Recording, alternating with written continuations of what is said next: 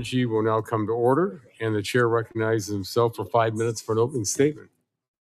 Again, good morning and welcome to today's legislative hearing to discuss proposals to improve the power sector during this time of historic load growth and affordability challenges.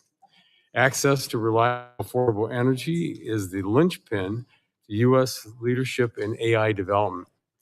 This subcommittee has spent considerable time examining the opportunities and challenges that arise from U.S. leadership in artificial intelligence.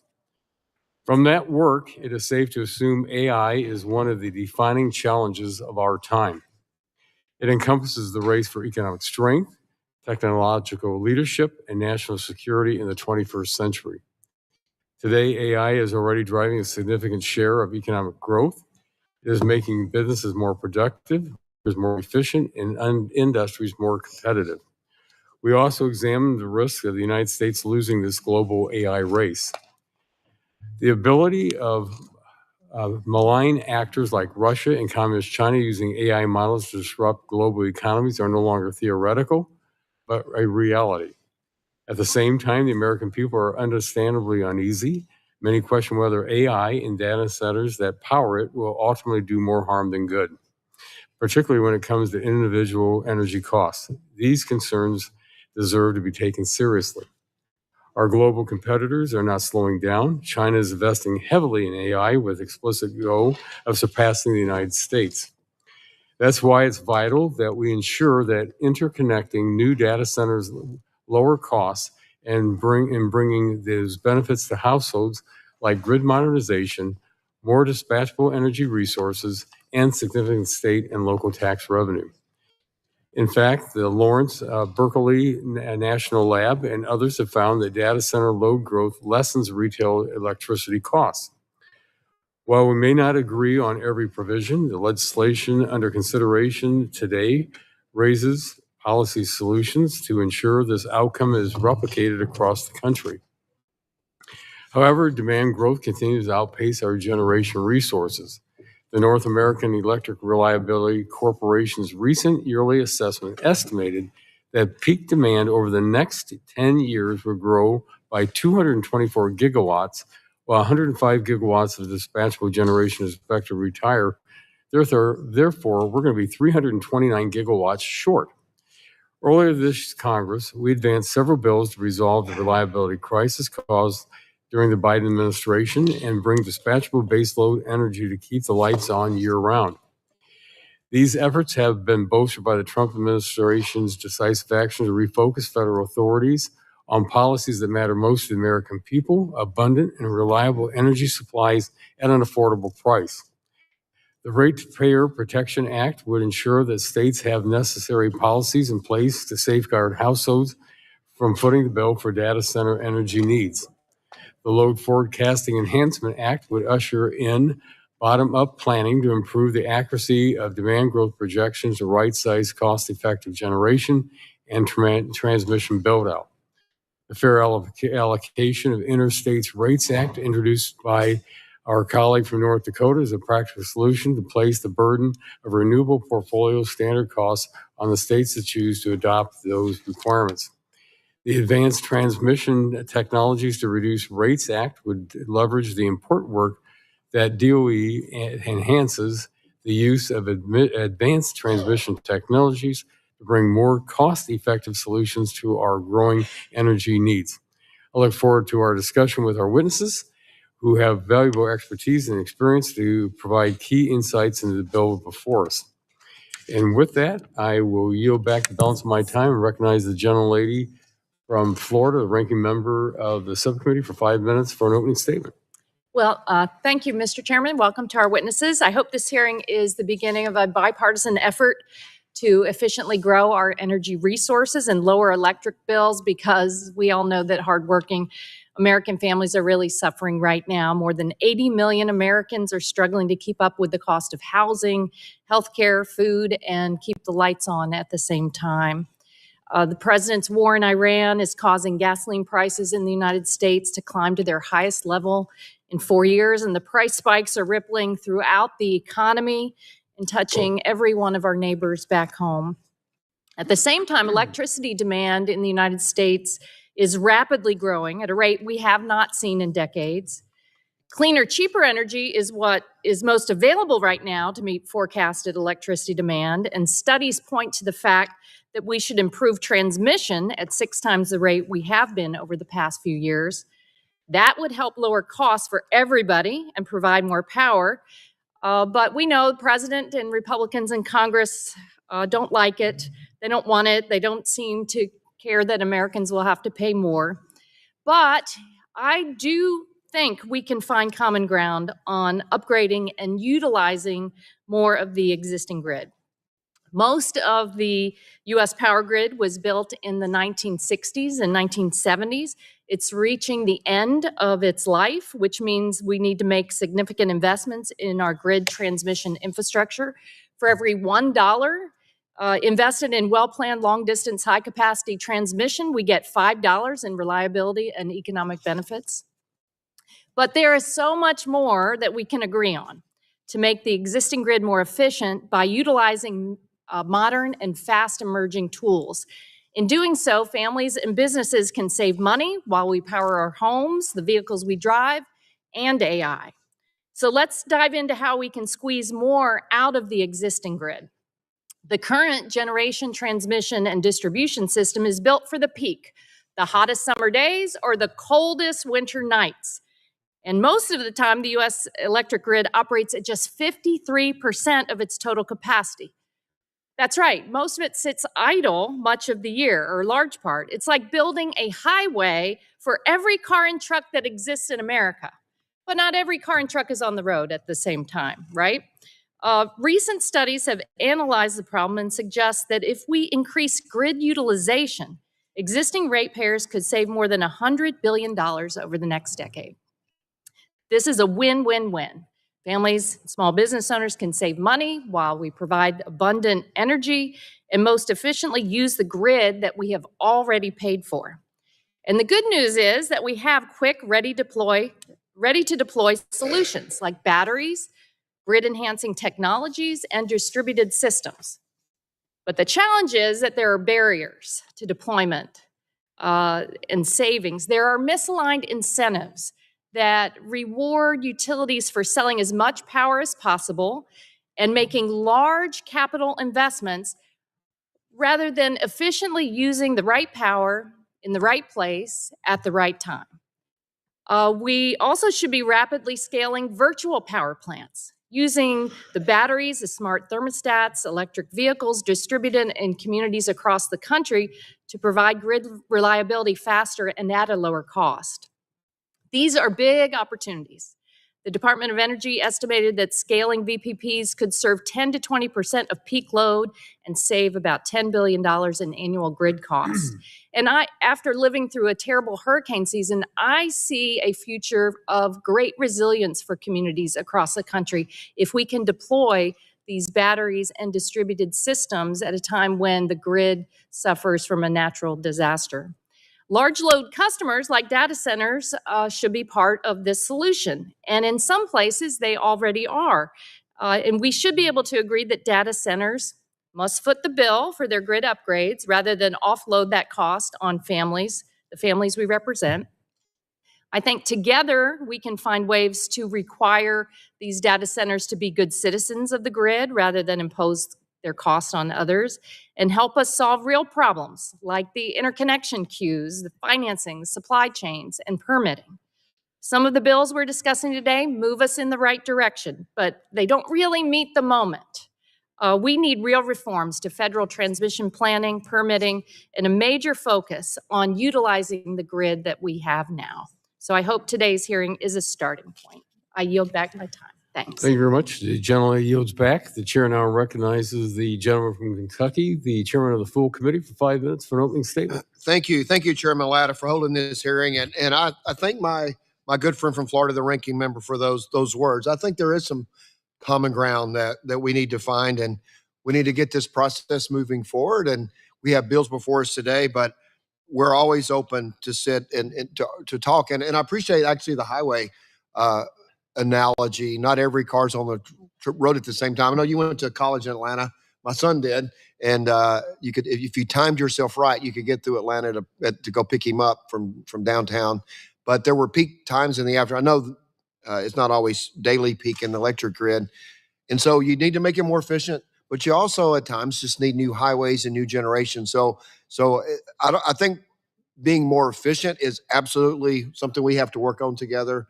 But I also think there's going to be the need for more generation as well, as we've seen. So thank you for that. And we will figure out a way to try to find common ground on these. I'll make that commitment if we can do that. But throughout this Congress, we spent a lot of time talking about U.S. leadership in artificial intelligence. We evaluated the benefits of AI across every sector of the economy, the national security issues with AI and adversarial nations like China, and having whose values control AI it's vitally important. We looked at ways that AI data growth and how it interacts with our electric system. The world is at a precipice of great change, and we must get this right. It is no secret that energy demands coming from data centers are raising concerns about affordability in our communities. But we are charting a path to ensure, and as the ranking member said, we can find common ground on that data center growth works for all Americans and not just big tech companies. When done right, research and evidence continue to show that load growth coming from data centers actually lowers costs for communities because new data centers bring needed investment into the grid, modernization while connecting baseload energy that keeps the lights on for everybody for 365 days a year. Even more, these investments raise significant tax revenue. We're looking at one in my district that's going to raise significant tax revenue. You know, they can use that to pay for local communities and schools and pay for benefits to local communities like schools and public safety and recreational parks. It should generate a nice source of revenue for, if you're going to locate in a community, it should generate revenue in that community. And that is why legislation before us today focuses on ways to methodically plan, build, and pay for a grid that works for all of the American households. These bills enhance the state's important role in planning a more affordable and reliable grid. We're also ensuring that data centers are paying their fair share. Data centers should pay for the load that comes into the data center. So while we may not agree with every provision in the bill, these proposals will foster discussion about how to implement a vision of our electric system that keeps costs low for households and ensures U.S. leadership in the next generation economy. So I look forward to today's discussion, and I absolutely do look forward to continued discussions amongst this committee, all members of this committee, to see that we beat China in the race to AI. And thank you, and I yield back. Well, thank you very much. The gentleman yields back the balance of his time. The chair now recognizes the gentleman from New Jersey, the ranking member of the full committee, for 5 minutes for an opening statement. Thank you, Mr. Chairman. It's been 15 months since Republicans took control of all levers of power here in Washington, and it's a nightmare for the American people. Electricity prices have increased as much as 13%, and the same goes for natural gas prices. American families are now paying well over $4 for gas at the pump, and all indications are that things will continue getting worse. Prices will continue to soar as a result of Trump's reckless war in Iran and Republicans' relentless attack against cleaner and cheaper energy. And these actions are resulting in our nation becoming less energy secure. Making matters worse, data centers fueling artificial intelligence technologies are throwing the grid into a generation crisis. At a time when we need almost all the energy we can get, Republicans have proceeded with their illogical war on clean energy, dedicating themselves to taking vital sources of power off the grid, and American families are paying the price. Now, last year, Republicans used reconciliation to wreck our power grid and repeal billions of tax incentives and programs that would have financed hundreds of gigawatts of clean, reliable power. The problem is that I fundamentally find it difficult to trust proposals to fix our problems from the same people who caused those problems in the first place. President Trump promised that he would cut energy bills in half his first year back in office. Instead, they're higher than ever. His so-called ratepayer protection pledge isn't worth the paper it's written on because it doesn't have any mechanisms to hold big tech companies accountable for their promises.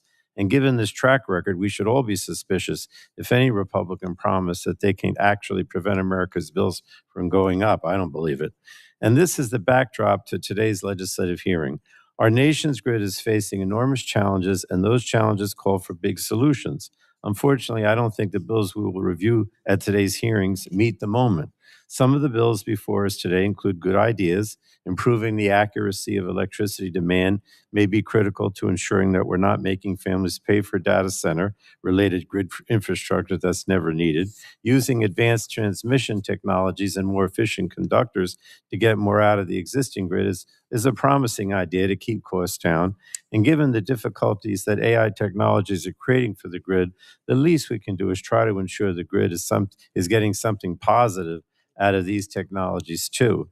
I am also pleased we're considering H.R. 6529 from Representative Landsman, which would require FERC to convene federal experts, state regulators, tech companies, and utilities to find pathways to protect American families from rising electricity costs. Ensuring that data centers pay their fair share will take cooperation across all these groups, and we need to ensure that they're engaging with each other and are working together to reduce costs for ratepayers.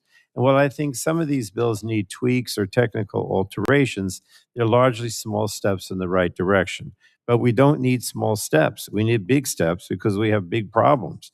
And I also want to mention that there is one bill that would be a major step in the wrong direction, and that's H.R. 6336, the so-called FAIR Act. It's anything but fair. It's a purely partisan attack that would make it harder for us to build out the regional and interregional grid infrastructure that all of us know we need to build faster. The FAIR Act would give red states a free ride, say they don't pay for the economic and reliability benefits they receive from a build out of a power grid.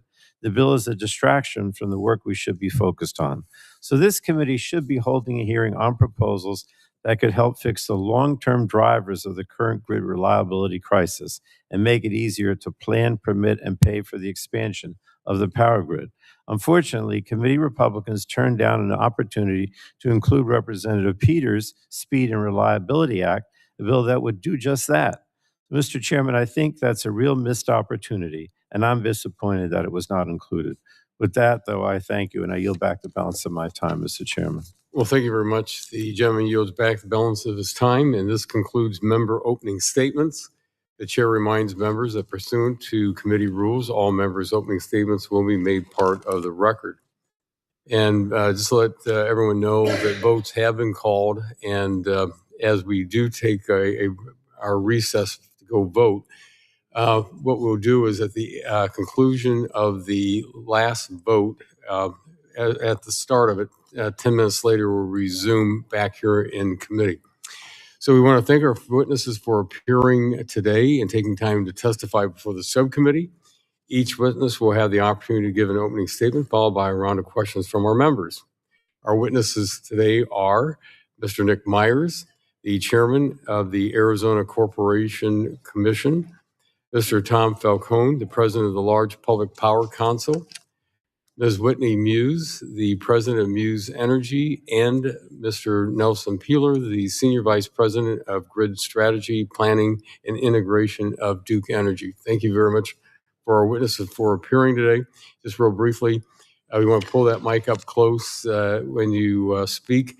And also, you'll notice the lights, when it goes yellow, you have 1 minute left, and when it goes red, if you could finish your statement.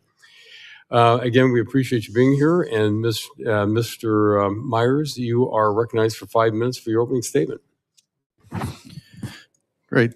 Thank you, and good morning, Chairman Latta and Ranking Member Castor, members of the Energy Subcommittee. My name is Nick Myers. I serve as the chairman of the Arizona Corporation Commission, and the views that I'm sharing this morning are my own. As you're fully aware, our nation is experiencing an unprecedented growth in demand for electricity. A significant part of that growth is driven by artificial intelligence, data centers, and advanced manufacturing. These are positive developments. They represent investment, innovation, economic growth, and perhaps most importantly, a strengthening of our national security. We are facing a pivotal moment in history, a digital revolution.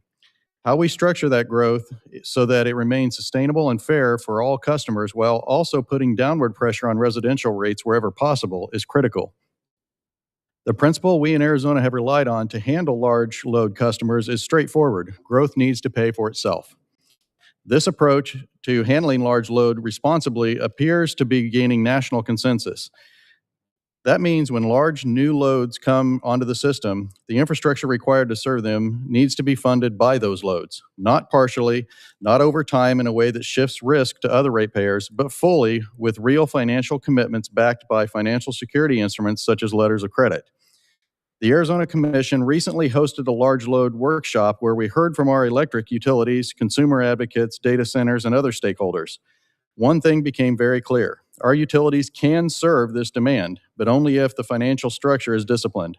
Generally, most agreed that a strong tariff design provided stability, transparency, and consistency in combination with the use of energy service agreements as a layer on top to provide flexibility for unique characteristics of any given large load.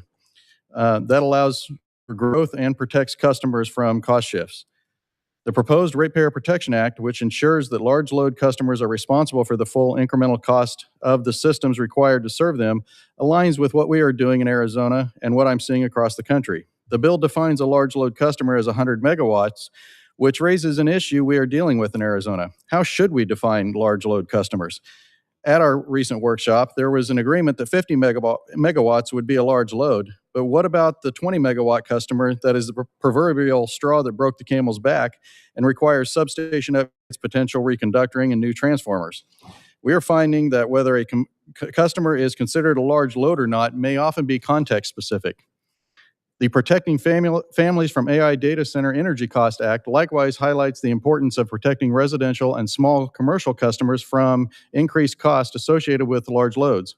By requiring a FERC technical conference, it could help raise the national attention on this critical issue, but at the same time, various strategies and rate structures to protect ratepayers are already being implemented through state-level tariff design and regulatory oversight. Federal efforts in this area are most effective when they complement those structures rather than attempting to replace them. On the transmission side, there's an understandable push to expand capacity. The High Capacity Grid Act focuses on improving efficiency with advanced conductors.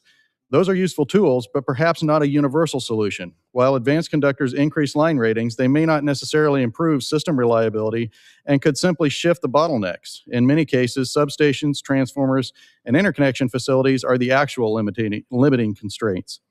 A flexible approach can help ensure the investments deliver the intended benefits without unintended consequences. The Fair Allocation of Interstate Rates Act reinforces the principle that costs should follow the entities that cause them, and that states should not be required to absorb costs tied to policies they did not adopt. I was very involved in the Markets Plus Greenhouse Gas Task Force that developed the GHG tariffs. The most important principle unifying the states involved was that ratepayers should not have to pay for energy policies adopted in other states. In the West, the grid is heavily intertwined with non-jurisdictional entities, such as BPA, SRP, and WAPA. In Phoenix alone, SRP and APS are tightly intertwined, and fully separating cost is unrealistic. This reality creates a level of complexity that broad, uniform federal approaches do not always account for. States must retain their authority to ensure that the system operates properly and costs are allocated fairly. Thank you, and I look forward to your questions. Well, thank you very much. And Mr. Falcone, you are recognized for 5 minutes for your opening statement. Thank you. Chairman Latta, Ranking Member Castor, Chairman Guthrie, and Ranking Member Pallone, members of the subcommittee, thank you for inviting me. I don't have as many jokes in my testimony as King Charles, who knew he would be such a hard act to follow. My name is Tom Falcone. I'm president of the Large Public Power Council. I previously spent a decade as the CEO and CFO of the Long Island Power Authority, serving 1.2 million customers outside of New York, and prior to that worked as an investment banker to the utility industry. LPPC represents 29 of the largest state and locally owned not-for-profit public power systems. I emphasize the not-for-profit. We are in the business of serving our customers and communities, and we have no financial incentives other than the right thing for our customers and communities. Our members provide reliable, affordable electricity to more than 30 million Americans across the country, including many districts represented by members of the committee. And our members own approximately 80 gigawatts of generation and operate more than 50,000 circuit miles of high voltage transmission. The issues before the subcommittee are not theoretical for us. LPPC members currently power approximately 18% of the nation's AI and data center load. And looking at various forecasts, we anticipate approximately serving 36% of the interconnections over the next 5 years. Over the next decade, we will invest more than $167 billion in infrastructure and build approximately 60 gigawatts of new generation. The policy challenge is straightforward. The United States should build the infrastructure needed to support AI leadership and economic growth while ensuring existing customers do not subsidize large or speculative loads. I agree with my fellow panelists from Arizona that growth has to pay for growth. That requires three practical considerations. First, load forecasts must be credible, and load forecasting is the beginning of the planning process. It affects generation planning, transmission, resource adequacy, market signals, customer rates, and reliability. But those forecasts are inherently uncertain when a very few large customers drive the projected growth. Utilities and regulators need to distinguish between committed load from probable or speculative load. Second, rates and contracts must follow cost causation. Existing customers should not provide a free option to large customers that request service, cause utilities to build infrastructure, and then do not use the capacity that they request. No developer would build a large skyscraper without an anchor tenant financially committed to use the space, and the same principle applies to the electric industry, especially when those grid investments may last 60 to 100 years, while the technology cycle for those customers is closer to 10 years. Large load tariffs and contracts can protect existing customers through minimum demand obligations, deposits, collateral fee, and other tools. Those tools are not a barrier to growth. They are a safeguard that allows growth to proceed without shifting costs to families, small businesses, and other customers. Third, federal policy should support best practices while preserving state and local discretion. PURPA has historically been used to require state commissions and utilities to consider federal standards without requiring adoption. If Congress uses that framework here, it should maintain the ability of state commissions and public power governing boards to apply appropriate forecasting and ratepayer protection practices through existing public processes without creating duplicative proceedings or conflicting standards, as the current bill does. There's also a related public power-specific federal regulatory issue that deserves your attention. Treasury's private business use rules for tax-exempt bonds, which are issued by our members. Those public power utilities need long-term commitments from large retail customers to protect existing customers and finance infrastructure. But current tax regulatory rules can make those prudent commitments difficult when tax-exempt bond facilities are involved. LPPC is working with Treasury on a narrow regulatory solution. Finally, transmission policy should be disciplined. Planning should begin with an accurate load forecast, evaluate available resources, and then compare the best ways to meet the deficiency, whether through generation, transmission, storage, demand response, reconductoring, grid-enhancing technologies, or other tools. Transmission projects should deliver tangible net benefits to the customers who fund them. Costs should follow benefits and cost causation. Affected states and communities should have meaningful input, and the Federal Power Act's protections for public power should be preserved. For interregional projects, we agreed that affected regions should consent before customers are assigned costs. That is simple customer protection. And advanced technology should be encouraged where useful, but not mandated without project-specific review. LPPC's message is practical. We serve new loads and build the infrastructure the country needs, but we should do it in a way that protects existing customers, respects state and local authority over retail rates, and gives utilities the tools to distinguish real demand from speculative requests. Thank you, and I look forward to your questions. Well, thank you very much. Ms. Muse, you are recognized for 5 minutes for your opening statement. Thank you. Good morning, Chairman Latta, Ranking Member Castor, Chairman Guthrie, and Ranking Member Pallone, as well as members of the subcommittee. Thank you for the opportunity to testify this morning. My name is Whitney Muse, and I am president of Muse Energy, an energy consulting firm, and I'm here in my personal capacity and not on behalf of my firm. Prior to founding Muse Energy, I served as senior policy advisor in the Office of Clean Energy, Innovation and Implementation at the White House, and also served at the U.S. Department of Energy, first as chief of staff in the Office of Electricity, and subsequently worked to establish the Grid Deployment Office, serving as chief of staff and senior advisor. Across these roles, I had the privilege of working on implementation of many of the policies and programs from the Energy Act of 2020, the Infrastructure Investment and Jobs Act, and the Inflation Reduction Act. This Energy Subcommittee hearing is a timely moment to discuss opportunities and challenges of load growth that we are seeing in the power sector after 2 decades of flat growth. The U.S. is now in an era of load growth driven by multiple sources: data centers and AI usage, increased manufacturing, and electrification of transportation, heating, and more. This load growth is happening as we are seeing rising electricity prices and escalating concerns about affordability, with a growing need to ensure that consumers and ratepayers are protected.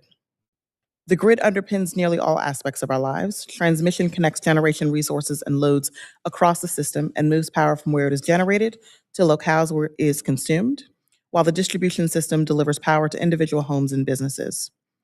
Transmission provides many benefits, including improved resiliency and reliability of the grid, reduced congestion on the grid, and allows for faster incorporation and interconnection of new generation and load. A proactively planned transmission grid that incorporates high-capacity regional and interregional transmission lines to connect the lowest cost generation resources yields savings for consumers relative to a more piecemeal or siloed approach. During this hearing, we have the opportunity to review a number of introduced and draft bills. The Advanced Transmission Technology to Reduce Rates Act and the High Capacity Grid Act offer pathways to accelerate the deployment of various advanced transmission technologies and grid enhancing technologies to increase the capacity of the existing grid. Bills such as the Load Forecasting Enhancement Act, the Affordable Innovation for the Grid Act, the Protecting Families from AI Data Center Energy Costs Act all provide opportunities for the Department of Energy and FERC to improve its load forecasting processes and to work with stakeholders to protect families from data center costs, as well as to accelerate innovation on the grid. The Ratepayer Protection Act brings forth many of the topics that have been in discussion quite frequently around having large load customers cover all of the incremental costs of the upgrades. I think there is opportunity to further refine the definition of how a large load is considered as we look at both data centers as well as large loads in the manufacturing and industrial base across the country. And then there's the Fair Allocation of Interstates Rate Act, which really offers pathways that would block and significantly stymie and slow the construction of much needed interregional transmission across the country. I look forward to the discussion of all of these bills during this hearing.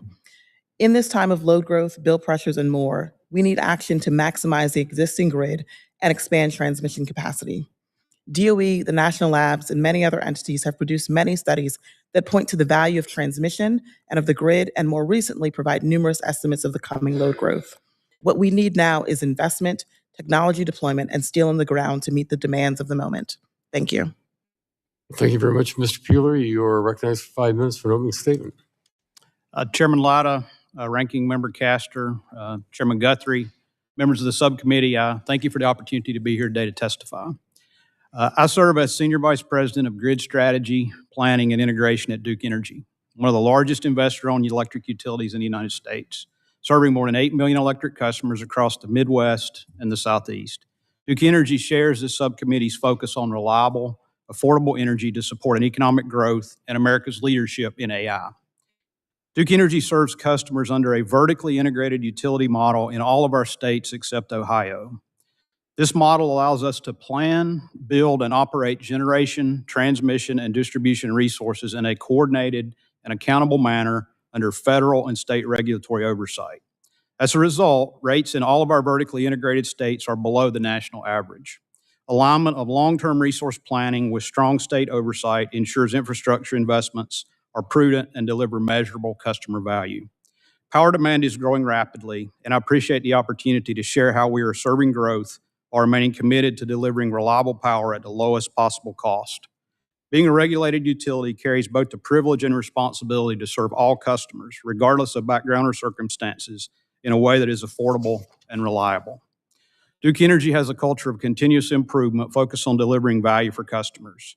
Our scale enables cost-effective operations through strong cost controls and operational discipline, maintaining a strong balance sheet, leveraging tax incentives, financing cost recovery during construction, scrutinizing storm recovery expenditures, and operating within constructive, stable regulatory environments all help lower costs to customers. We're also leading with customer protections on large loads come online. Under the oversight of our regulatory commissions, we're implementing well-designed arrangements to ensure that new large load customers pay the full cost of serving them, enter long-term service agreements that reduce risk of stranded assets, and provide financial security measures that protect existing customers. When integrated responsibly, large customers can support economic development and help limit rate growth by spreading fixed grid costs across a broader customer base. To meet growing demand, we're investing more than $100 billion over the next 5 years to add 14 gigawatts of new capacity and associated network transmission. This includes new generation resources, including natural gas, solar, and storage, with nearly 5 gigawatts already under construction. Efficiency improvements yielding an additional 1,000 megawatts from existing nuclear, natural gas, and hydro assets, and grid-enhancing technologies to improve efficiency, performance, and resilience. We're also expanding and modernizing our transmission system through a combination of new lines, targeted upgrades, and grid-enhancing technologies such as advanced conductors. We coordinate closely with regional grid operators and state regulators to ensure projects are properly scoped, cost-effective, and aligned with system needs. To be clear, transmission does not exist to meet abstract policy goals. It exists to transfer scale and distribute generation to serve all customers reliably and affordably.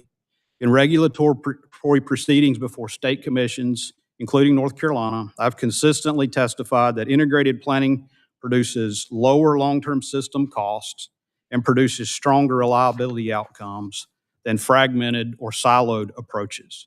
Federal policy should therefore avoid substituting national prescriptions for regional judgment. Even with strong planning and customer protections in place, infrastructure cannot move forward efficiently if national environmental permitting processes are unpredictable or protracted. Duke Energy supports targeted, practical reforms that improve efficiency without weakening environmental protections, including clear timelines and efficient judicial review under NEPA, the Clean Water Act, and the Endangered Species Act. Duke Energy is delivering the outcomes this subcommittee is focused on: disciplined investment, prudent planning, and reliable operations to achieve speed to power while protecting customers. We look forward to continue to work with Congress to advance policies that reinforce reliability, affordability, state-led solutions, and lower customer costs. Thank you. Well, thank you very much. And that will conclude our witnesses' opening statements. And we have 206 members to go to vote. So we are going to recess right now, and we will resume 10 minutes after the last vote starts. Thank you.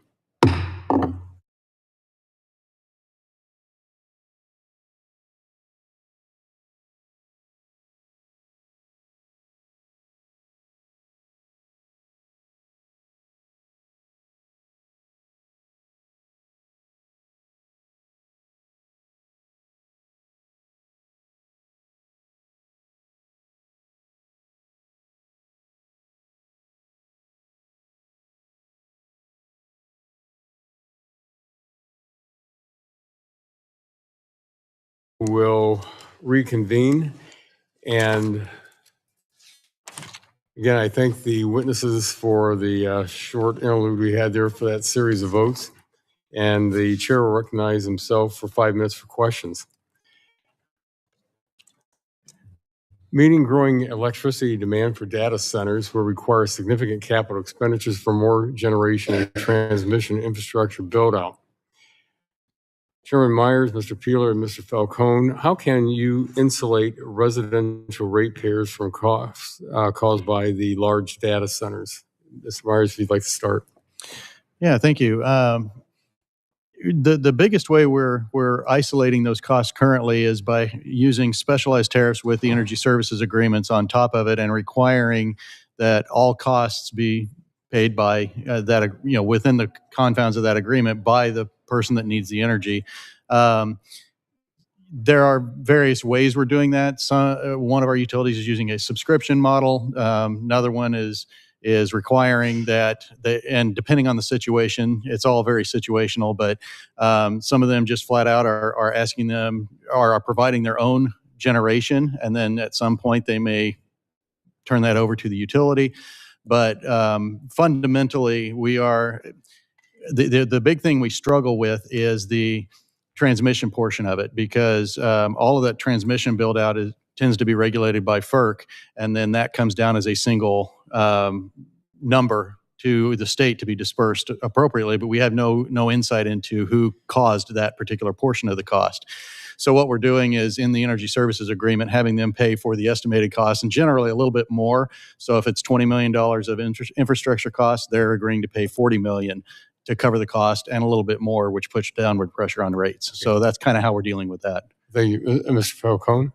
Yes, the same. I think it's important to recognize, Chair Latta, that the way that utilities have operated for 120 years is to divide customers into rate classes and to charge those customers based on the characteristics of their load. What is new here is not that this is a new concept, but that data centers as a rate class prior to ChatGPT in 2023, we really didn't see that much load growth, and we weren't building infrastructure just for a data center. Now that that's happened, you've seen a tremendous number of states, including Arizona, start breaking customers into rate classes and charging them the appropriate rate. And that rate's going to be higher because if you're building infrastructure for a new customer, new stuff costs a lot more than the old stuff. And so you want to charge them the marginal rate of the new stuff so that you don't have to raise rates on the old customer. So that's generally the philosophy. There's about 60 tariffs among the states and utilities that are either in place or pending. And it's an old solution. What's new is that this load growth came out of nowhere. Well, thank you. Mr. Peeler? Yeah, so very, very similar response. I'll just specifically, we use electric service agreements for large load customers that requires commitment from them up front, both financially and a commitment to their load ramps. And the intent is that they pay their share of infrastructure cost up front, and that other ratepayers not impacted. But ultimately, it becomes a rate structure that they pay the larger portion of the fixed cost of the system based on the needs that they have. So the customers are protected by the electric service agreements, which are long-term binding contracts from those requesting customers. Okay. Mr. Peeler, amid this historic load growth that is outpacing infrastructure development, how will utilities like Duke take advantage of cost-effective solutions such as advanced transmission technologies that you're going to get more juice out of the existing system? Yeah, certainly. So we could currently consider advanced technologies like various GETS technologies. More specifically, we have a lot of application of advanced conductors. We are able to apply those typically in a reconductoring environment that allows us to use existing right-of-ways that lowers cost for those upgrades, and in many cases speeds the service to those upgrades. So we evaluate them on a case-by-case basis. It's not always the best solution, but in many cases, those advanced conductors are a very viable solution for both economics and speed for new loads. In my last 26 seconds, when we're talking about these issues, what about supply chain? You having supply chain issues, and I have about 20 seconds left. Yeah, so advanced conductors are new, fairly new technology. There are a lot of options out there. Some are tested, some are not. So it's a matter of, selecting the right ones. They have different characteristics than traditional conductors. They can be more brittle. They can be less resilient to, damage from the elements, for example. So it's very important to select the right things. But supply chain is an ongoing challenge with the demands that we're seeing for new loads, all types of electrical equipment, not just conductors, but electrical breakers, transformers. The lead times for those have increased over the past few years. And I'm sorry, I'm going to have to cut myself off there. My time has expired, but I'd like to get some more information on that. But at this, I'll yield back and recognize the gentlelady from Florida, the ranking member of the subcommittee, for 5 minutes for questions. Yeah, thank you, Mr. Chairman, and thanks again to the witnesses. We really need your help because we want to provide a lot of relief for our neighbors back home who are just being crushed by higher electric bills right now. And it seems that one of the answers, of course, we're going to talk about transmission, but in distribution and really squeezing greater efficiency out of the grid that we have right now. I know that the efficiency number across the country was about 70%. We were getting 70, and now it's down 53% of the. That means there's a whole lot of time when we have a lot of the grid that's not operating. So how do we build the foundation from the federal level? What can we do since utilities are regulated at the state level? What is in the power of the Congress to make sure our existing infrastructure is more efficient, getting the GETS, getting utilities to actually uptake their reconductoring. Ms. Muse, maybe you have some ideas on how we get those cost-saving technologies onto the grid. Think of it as a member of Congress. Yes, we can direct FERC, we can make some changes to PURPA, maybe set different incentives. What do you recommend? Thank you, Congresswoman. I think all of the above would be helpful. I think we saw even in the last administration that there was an uptick in deployment of grid enhancing technologies with support of some of the financial incentives that came out of the Congress, including funding for the Grid Resilience and Innovation Partnership Program that DOE ran, as well as work at the Loan Programs Office, where utilities came in for lower cost debt and use that in part to upgrade their transmission systems. And so there is financial incentives that have been helpful. I think the other options that you mentioned in terms of working with FERC, as well as the PURPA 111D standards, are also options to pursue. I think we really want to get to a point where we're really accelerating deployment, right? We have examples of pilot programs across the country. The national labs, including Idaho National Lab, has done great work on, different types of advanced conductor technologies, and sharing best practices and partnering with EPRI and utilities and others, so that we are starting to get beyond pilot projects and to get to see more widespread deployment of these technologies. So one, I meant in my opening statement, I mentioned some of the barriers, and that's the way that Mr. Pallone, a lot of investor-owned utilities are set up. And Mr. Falcone, maybe you have some advice for us on this, because it seems like utilities are, unless you're in the public sphere, you are incentivized to serve shareholders and sell as much power as possible. So that's one misaligned incentive. And there are also incentives for major capital investments rather than squeezing out the efficiencies from the existing infrastructure. So how do we change the incentives here at the federal level to save people money and address the load growth that we're facing now? Well, thank you for the question. I would say a couple of things just to go through your question.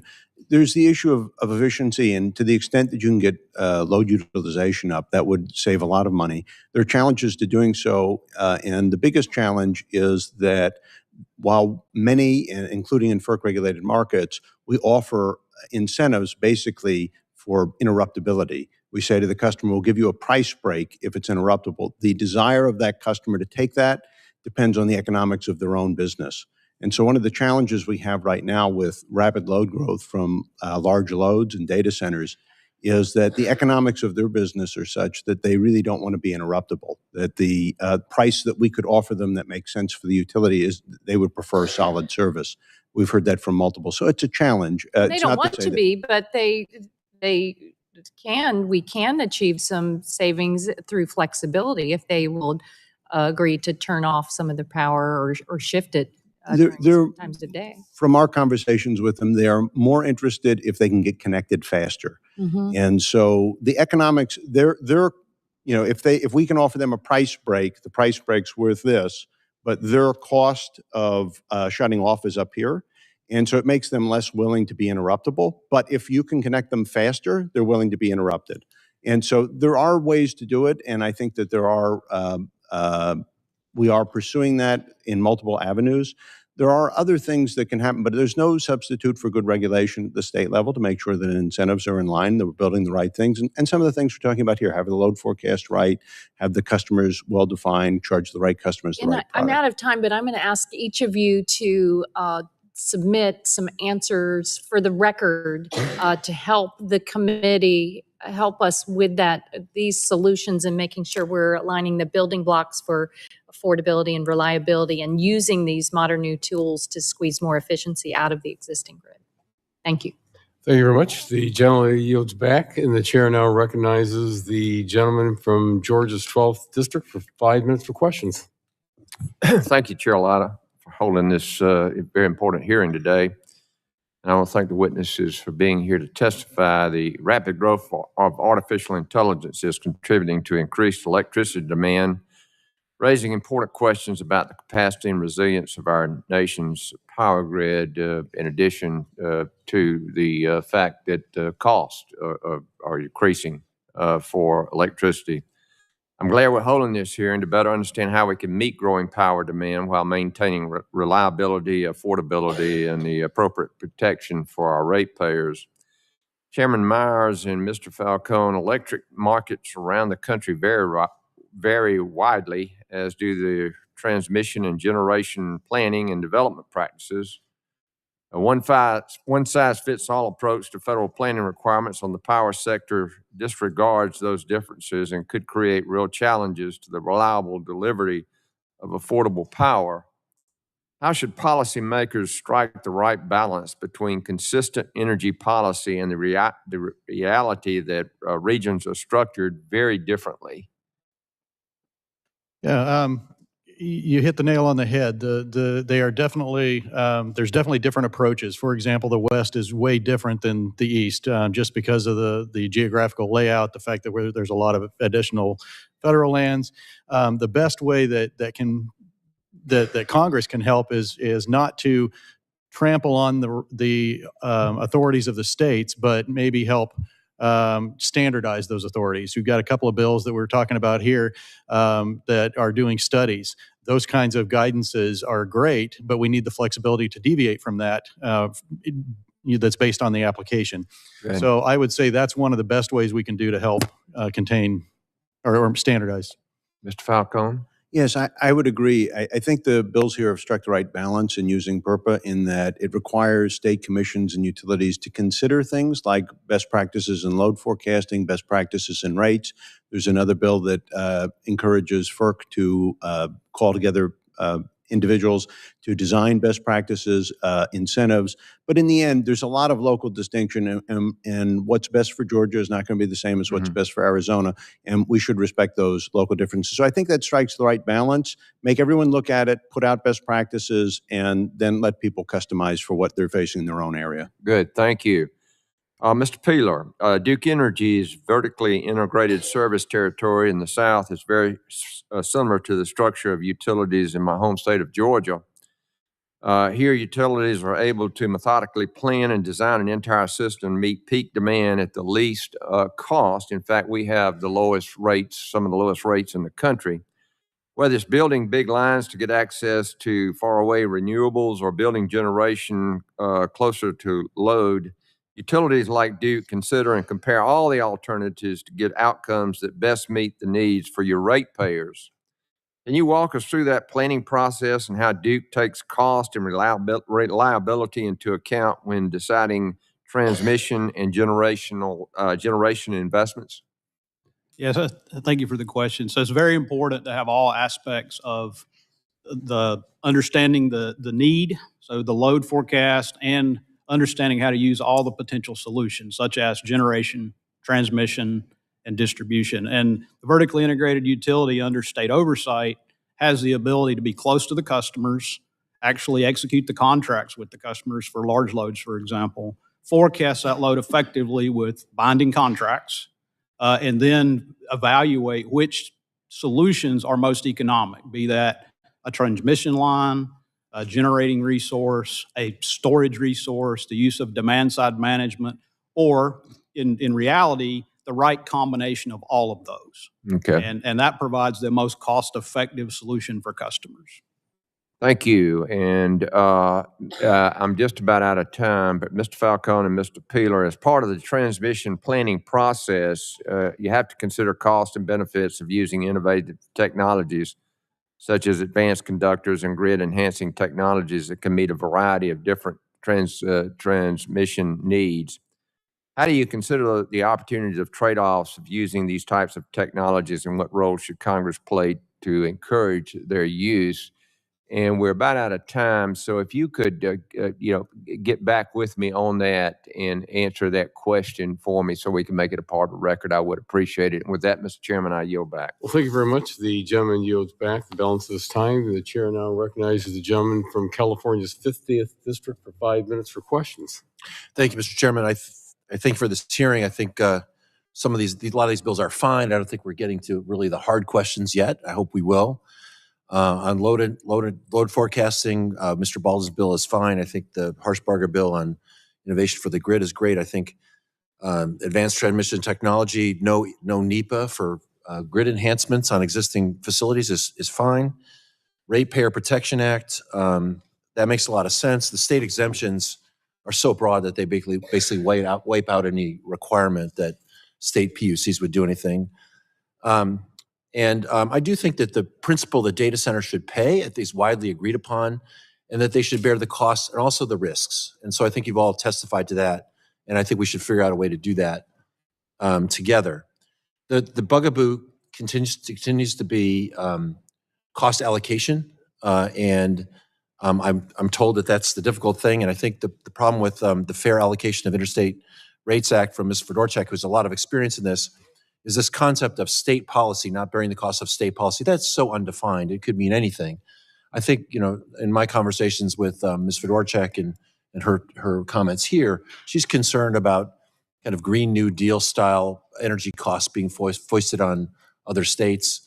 But state policy is sort of a wider thing than that. It could include requiring a coal plant to stay open in Michigan, which is reportedly costing $100 million a quarter rather than being replaced. It could be requiring coal plants to be built, which is something maybe Kentucky would want. So I don't think that's a good metric. I do think, however, we don't have to start from scratch. And we should recognize that the context, though, is we're not talking about interregional transmission. We need legislation directing FERC to act on an interregional planning rule. And this is backed up by the North American Electric Reliability Corporation, NERC, the entity responsible for keeping the lights on. They've said clearly that at least 35 gigawatts of interregional transfer capability would make the grid more resilient, reduce rates, and enable us to meet load growth. 35 gigawatts. I think what we built since 2014 is frankly about 4 gigawatts in the United States. We're way behind. We're way behind China, and we're way behind for ourselves.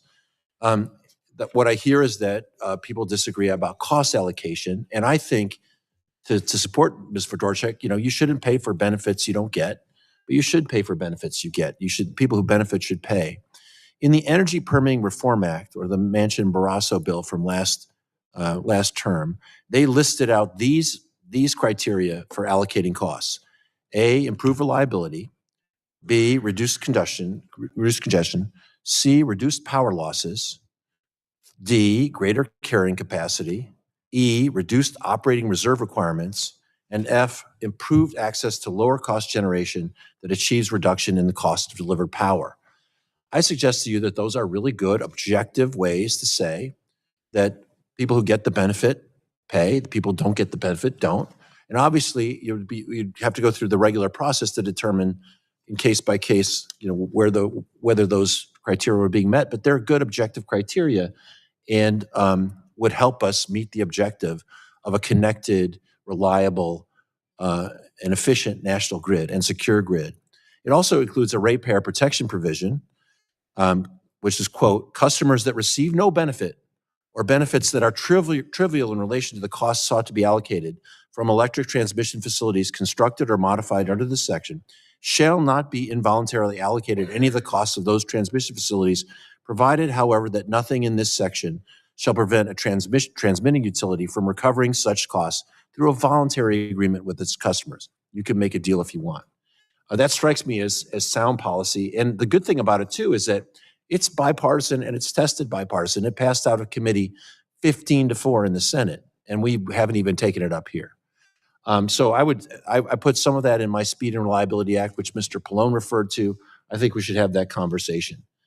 Another option is to address Mr. Peeler's concern about uncertainty, is to do a minimum transfer requirement that defines a quantity of the amount of power that would need to be transferred among regions. It would give you a sense of what the goal was and could keep you in the planning seat. But what we can't do is let the tail wag the dog. And my sense is that the national interest in a secure, efficient, reliable grid may be inconsistent with the business model of some vertically integrated utilities. And we are here to work for the national interest, not for the interests of those utilities or people who want benefits that they don't want to pay for.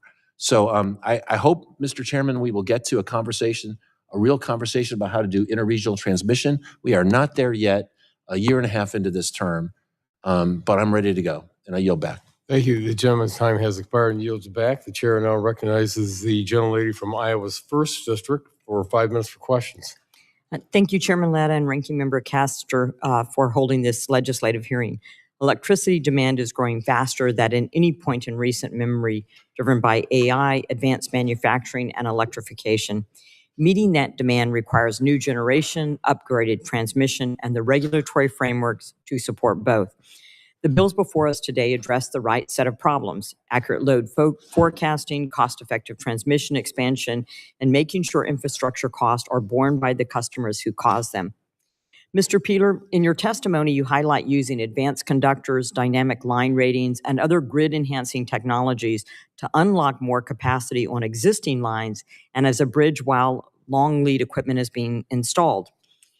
You also mentioned that Duke Energy is in the middle of the largest capital build-out in your company's history, and how permitting reform is a critical enabler to allowing you to efficiently deploy those investments.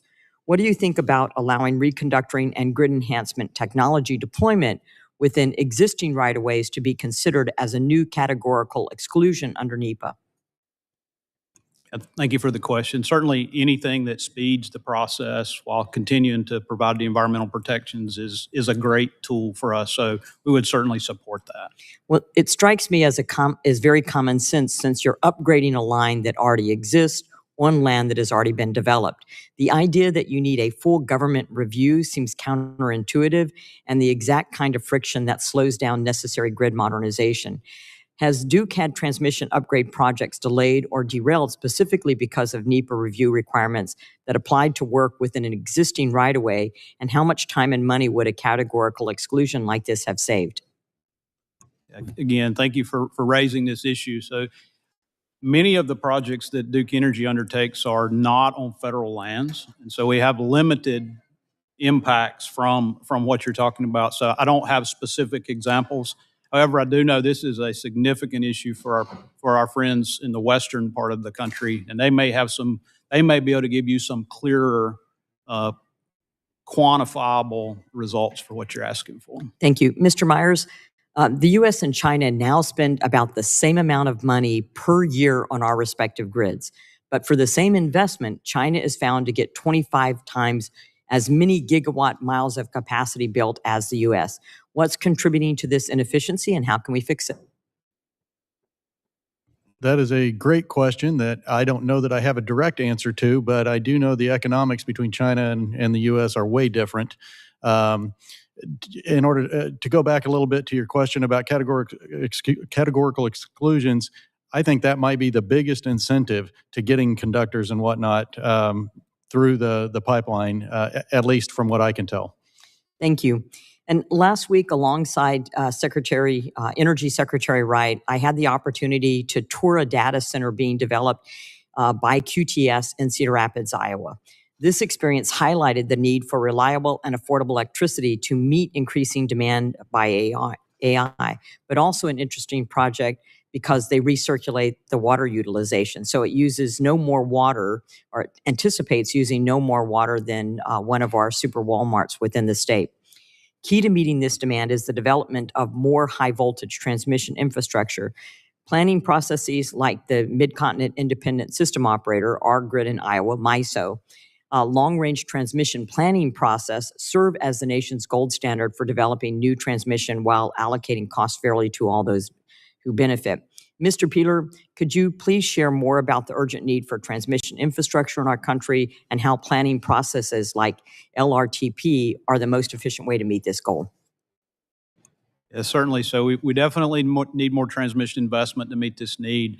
And it's not just interregional. It really is local, regional, and interregional looked at collectively so that we build the right transmission economically, reliably, and affordably for customers. So those three processes need to be tightly linked: local planning, regional planning, and interregional planning, such that we develop the right solutions and consider generation along with that planning. So that provides a long-range transmission planning approach where generation is considered as well. So resource and transmission planning linked, local, regional, and interregional considered together. Thank you. I have some other questions that I'd like to submit for the record to have answered in writing, if you agree. And with that, I yield back. Thank you very much. The gentlelady yields back the balance of her time. The chair now recognizes the gentleman from New Jersey's 8th District for 5 minutes for questions. Thank you, Chairman. For the past year and a half, House Republicans on this committee have held hearings to discuss meeting our growing energy needs due to AI data centers. Despite all the conversation on it, I'm still not convinced that House Republicans have a real plan to meet these needs. I appreciate the chairman always asking whether we need more or less energy to meet increasing demand. I believe we're all on the same page there. And I believe a diverse energy portfolio is important to meet those increasing energy needs. So would you all agree we need an all of the above energy policy in this country? Just yes or no? Yes. Yes. Yes. Yes. And it's interesting because we've seen that response over and over again. In fact, last year, we had Dr. Eric Schmidt come before the committee, and he made it incredibly clear that renewables are essential to meeting our energy needs and for competing with China. In his testimony, he said, quote, China's comprehensive approach to energy coupled with its AI ambitions presents a direct competitive challenge. Failure to accelerate our own energy transition and innovation risks ceding leadership in technologies that will define the future global economy and geopolitical influence. He goes on to say the PRC understands the foundational power of AI and energy, and they are investing massively and strategically to achieve global dominance in both. They are pouring resources into AI R&D while simultaneously building the world's leading renewable energy capacity and modern grid infrastructure. Does anyone disagree with Dr. Schmidt's analysis? Just yes or no? Yes. You disagree with his analysis? Yeah, to a certain degree. Oh, actually, I'm curious. Why? I think to have renewables is an important part of the process, but I think it needs to be handled on a case by case. Yeah, sure, but he's not saying only renewable. He's just saying what China's doing. If we can view China as our major competitor, then we should be matching their intensity, in my opinion. So, just yes or no? Do you disagree with his analysis?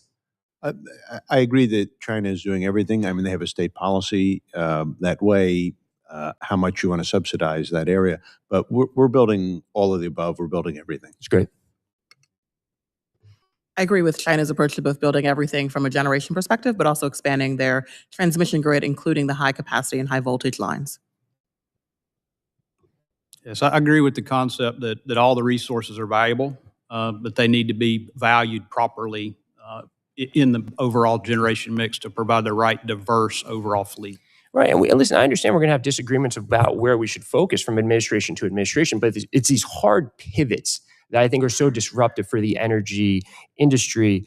Ms. Muse, when it comes to meeting our energy needs, is a complete shift in priorities between administrations, such as Republicans rolling back clean energy tax credits and terminating billions of dollars in energy grants, helpful or hurtful? Hurtful. Yeah, I agree. So would you agree that the Trump administration and House Republicans' actions have set us back on what we need to do from an energy generation perspective? It's made it much challenging. We've paused a number of projects that were in development, as well as rolled back financial supports for the needed generation and transmission assets that we would like to bring online as soon as we can. It's like this ping-ponging effect that I just don't think is productive. And I understand they may have an oil and gas directive from the White House, but cutting off renewable energy, including Revolution Wind off the coast of Rhode Island when it was about 87% done, is the wrong thing to do. And when we look forward, we've seen the president announce a deal with major tech companies that are building AI data centers across the country to require them to bring their own energy to offset growing energy costs. But I have questions about it. Ms. Muse, are you aware of any accountability measures that are included in this deal? I am not. And are there any requirements regarding the type of energy they use?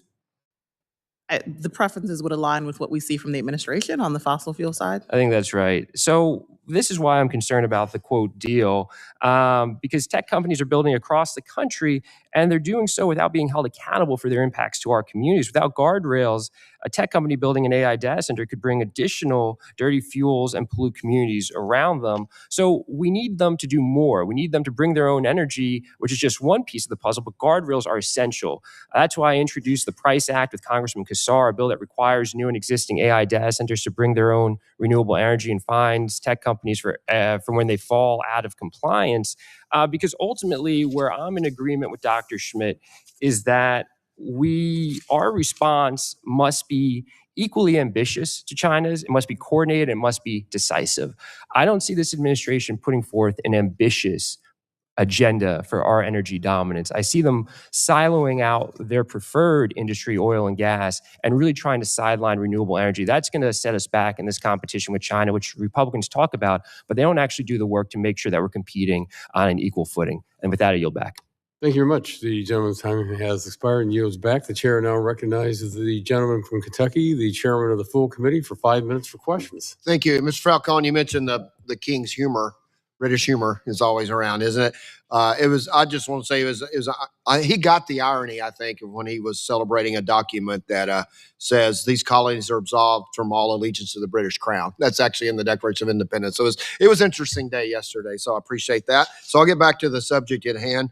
So we all want to make sure the locals don't bear the burden and pay for the energy required by data centers. I think everybody on this committee is there.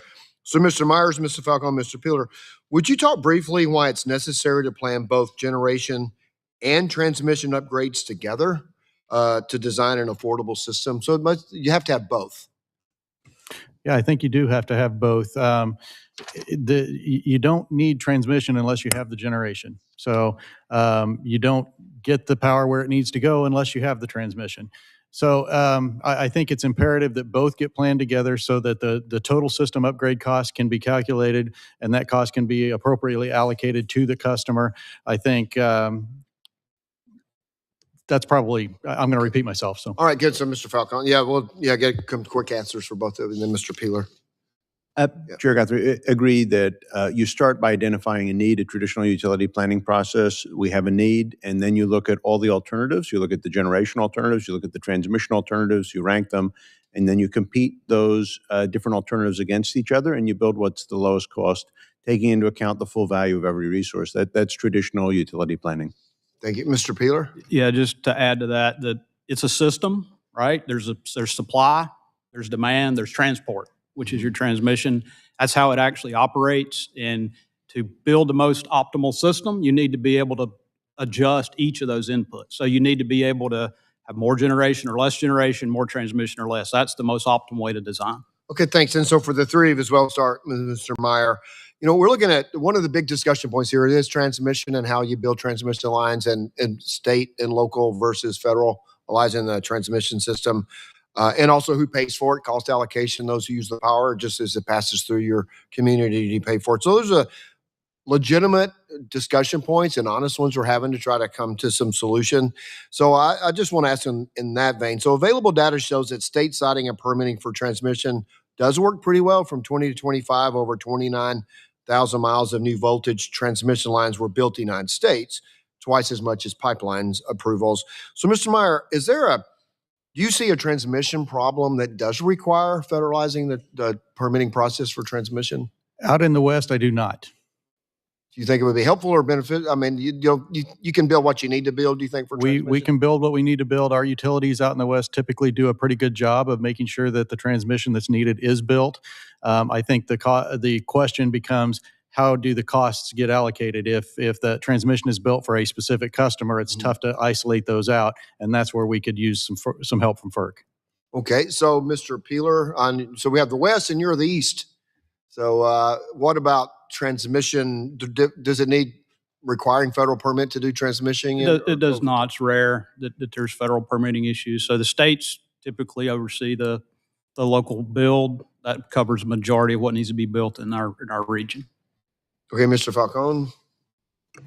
Most things are permitted at the state level. There are those exceptions where they have a federal nexus. I think we're generally in favor of good planning processes, but I would echo Mr. Peeler in that to the extent you have planning processes, they really need to be integrated. It has to be local, it has to be regional, it has to be state. We can't have separate planning processes. It just sets things a little So is there some need, because if you're going to build transmission lines, not just that are bigger and broader as we grow, is there a need for some federal role if there's an issues at state, local level? And how would that work? Mr. Falcone, maybe the right one to answer this. Sure. We have existing planning processes at the local and the regional level, especially that are FERC condoned. We don't have necessarily an interregional planning process. If someone were to add one, I do think it's very important that work with the existing planning processes. It goes back to your initial question. We have built things that are interregional in the country in the past. It comes to evaluating what are the best options. And to do that evaluation, you have to have an organized process, especially to the Do you extent think if that there is a FERC role, if we determine there needs to be a FERC role, it needs to be part of the current system, not a separate, distinct, and preemption, I guess would be the right word. we agree that it should be integrated with the existing processes. Hopefully, I've lost my time, but I was going to get at how we allocate the cost of doing that as well. And so hopefully somebody will ask that question. If not, I'll submit it. I yield back, Mr. Chair. Thank you very much. The gentleman yields back the balance of his time. The chair now recognizes the gentleman from California's 15th District for 5 minutes for questions. Thank you, Mr. Chair. Thank you to our witnesses for your testimony today. I know that energy affordability is top of mind for all of our constituents, and I'm hopeful that some of the proposals we're discussing today will protect ratepayers and improve the efficiency of the grid. As the witnesses have highlighted, we need to avoid overbuilding expensive infrastructure whose costs ultimately fall on households. One way to do that is through demand flexibility. Virtual power plants, which aggregate energy storage and other flexible resources, can now orchestrate supply and demand across the grid. In fact, DOE says technologies could effectively provide 80 to 160 gigawatts of capacity, equivalent to 10 to 20% of peak energy demand, while reducing costs by $10 billion a year. If we're going to talk about improving grid capacity, I want to make sure that demand response programs and the virtual power plants are part of that conversation. So, Mr. Peeler, Duke Energy has been expanding its virtual power plant offerings, as I understand it. From your experience, can these technologies reduce the need for costly transmission or generation upgrades? And if so, would it be beneficial to include them as part of the federal clearinghouse proposed in the Advanced Transmission Technology to Reduce Rates Act? Yeah, so we consider demand-side resources as we consider other resources when we do integrated resource planning. And we have demonstrated that those demand-side programs can support, capacity in, peak times. So we're very supportive of demand-side programs, but just like all other resources, whether that be natural gas or whether that be renewables, they have their certain characteristics. So they can't fully replace dispatchable generation, but they absolutely are an important complement in the overall resource mix. I'm glad to see on the agenda the Affordable Innovation for the Grid Act, which focuses on using AI to improve the grid. FERC Commissioner Rosner noted last year that advanced computing tools can reduce the time it takes to perform grid interconnection studies from 2 years to a matter of days. So, Ms. Muse, are there specific ways that Congress can encourage adoption of these tools by utilities and grid operators, perhaps through a rulemaking, technical assistance, or a sharing of best practices? I think all of the above would be helpful. Building on Commissioner Rosner's letter to the ISOs that he sent, he highlighted a number of opportunities where companies like Pearl Street Technologies, Grid Unity, and Tapestry are already working with the ISOs to streamline the interconnection processes. We'll also highlight that Grid Unity is a company that received funding from DOE via the GRIP grant process in 2023 or 24 to help accelerate interconnection processes. And so funding and support from the Department of Energy is also ways to be helpful, funding and technical assistance. Thank you for that. So while I appreciate the bills being discussed today, one topic I see missing from these proposals is a solution that tackles grid supply chain issues.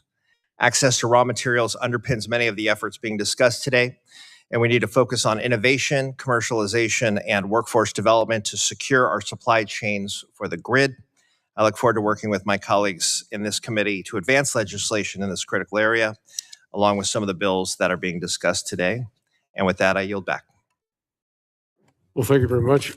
Pardon me. The gentleman yields back the balance of his time, and the chair now recognizes the gentlelady, the at-large member for the state of North Dakota for 5 minutes for questions. Thank you, Mr. Chairman. Thank you all for being here today. And thank you, Chair Guthrie, for including two of my bills, the FAIR Act and the High Capacity Grid Act. These bills would help unlock more electricity in an age of increasing demand due in large part to large load growth across our country. I want to start with a question for each of you. Just a yes or no question. Do you think it's fair for Americans to pay for infrastructure upgrades from large loads? I'll start with you, Mr. Peeler. Yes or no? No. How about you, Mr. Falcone? Ms. Muse? No. Okay, and Mr. Myers? No. Excellent. Again, a follow-up question, yes or no? In your experience, have large loads, such as data centers, shown a willingness to pay for necessary upgrades? Mr. Peeler? Yes. Ms. Muse? Yes. Okay. Mr. Falcone? Yes. Mr. Myers? Yes. Thank you. We all agree, and so does the president, that it's unfair for Americans to pay for infrastructure upgrades that they don't need. And good thing is, large loads are willing to pay for the upgrades necessary to meet the increased demand that they're causing. So I would say that there is a false narrative right now about how large loads will drive up energy costs for everyday Americans. In my home state, I have some experience here. My home state of North Dakota is carefully designing rates with large loads that are bringing down costs for North Dakota families. The graph behind me illustrates this well. 530 megawatts of new load is coming to the MDU territory. 200 megawatts is already here.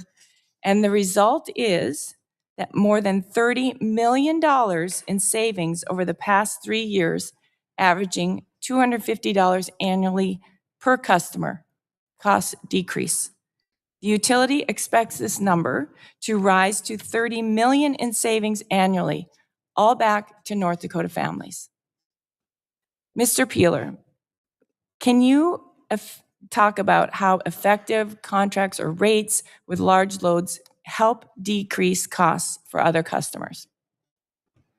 Yeah, so effective, as we talked about earlier, we use electric service agreements, which are long-term commitments from these customers that assures their load needs and assures their financial backing to pay for the infrastructure.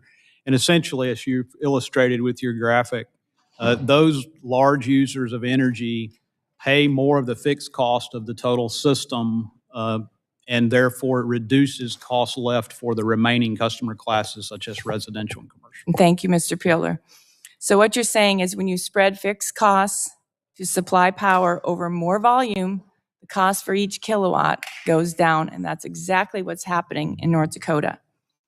Similarly, another question, and this is yes or no, is it fair for states with aggressive energy mandates to pass the cost of meeting those mandates on to other states that don't share those same mandates or goals?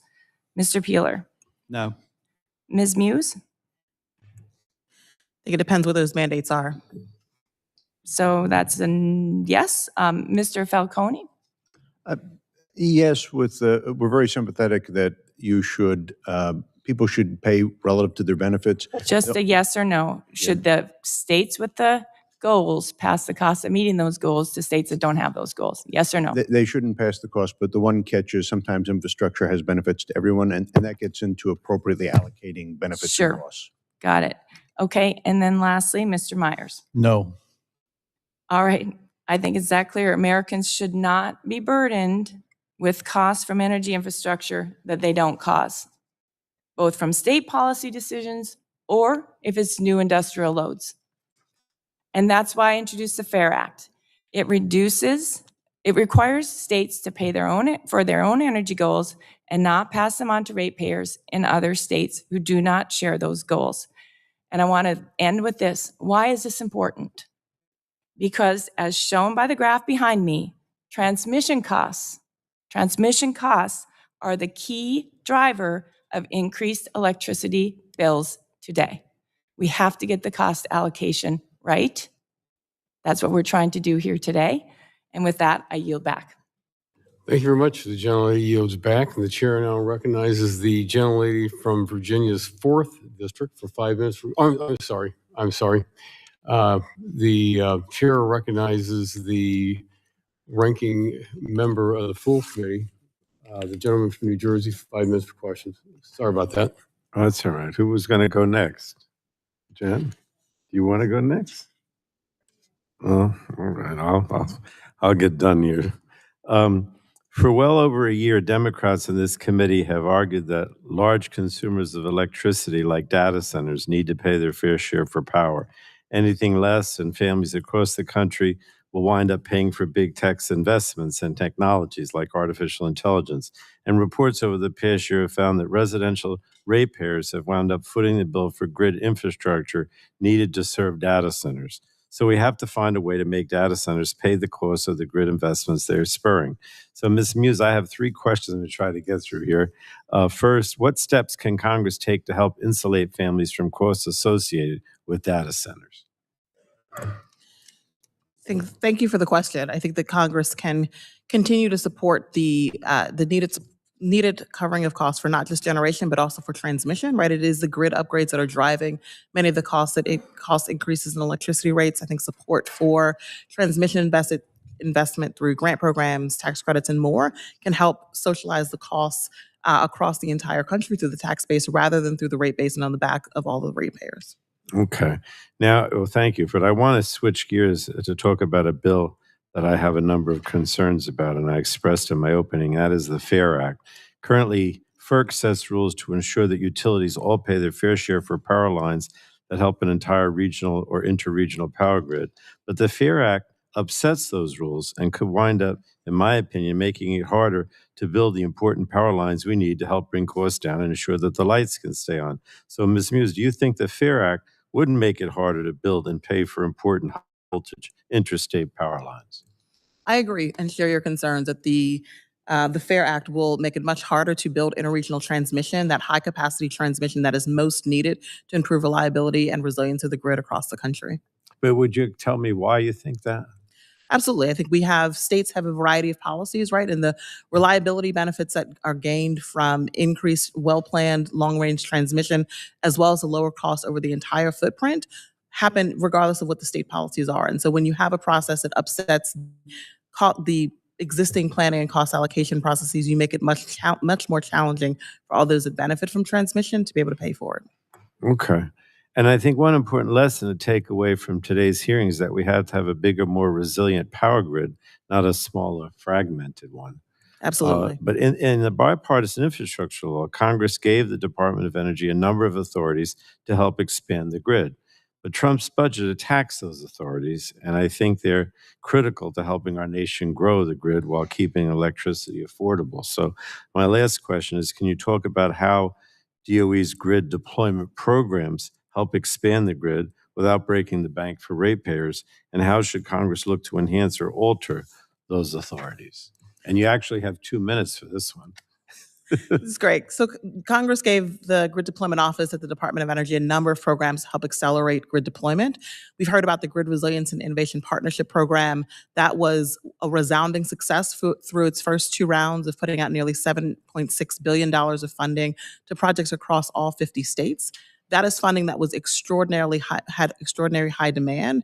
We had over $50 billion worth of applications. And so one of the things would be more funding for these grid resilience programs. It helps bring down the cost by providing some federal dollars to support the funding that utilities and others are putting in for their costs across the country.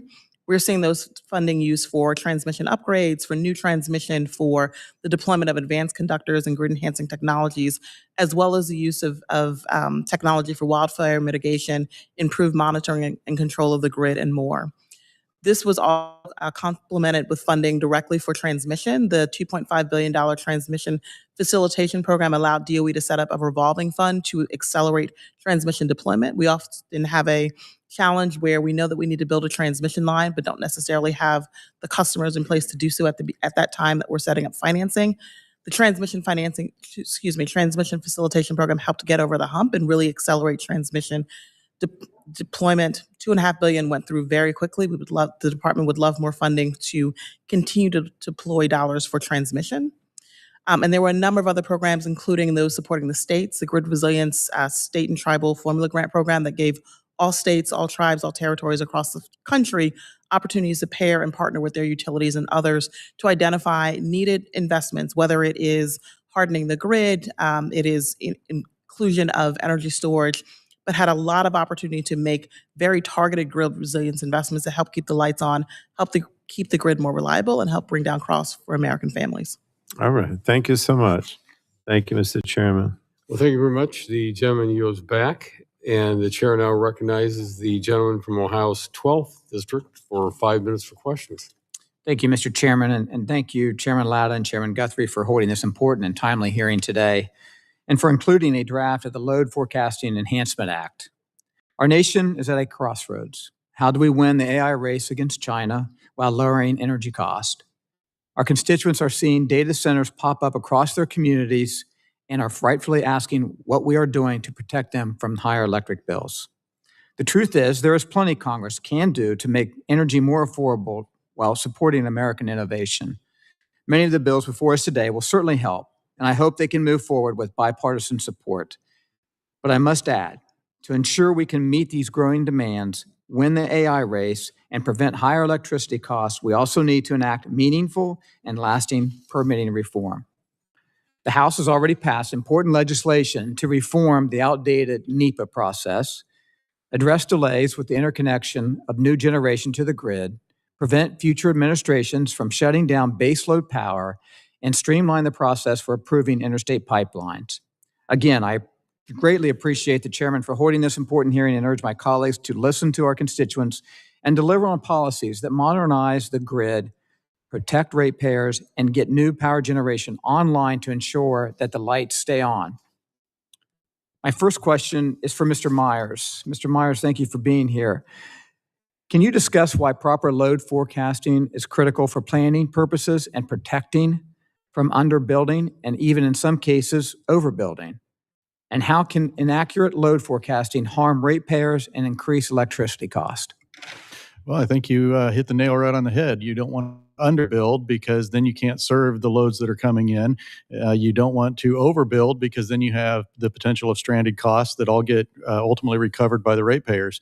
So it's absolutely critical that we have, for planning purposes, an accurate forecast. And unfortunately, it's very difficult to get that when you've got multiple jurisdictions dealing with the same customer, and that same customer typically has blanket NDAs, for example, that don't allow discussion and coordination between the entities.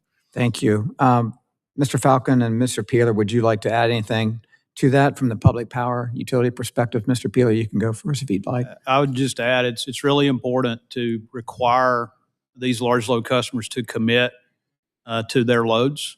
So, and the primary way to do that is through financial obligation, and that helps planning.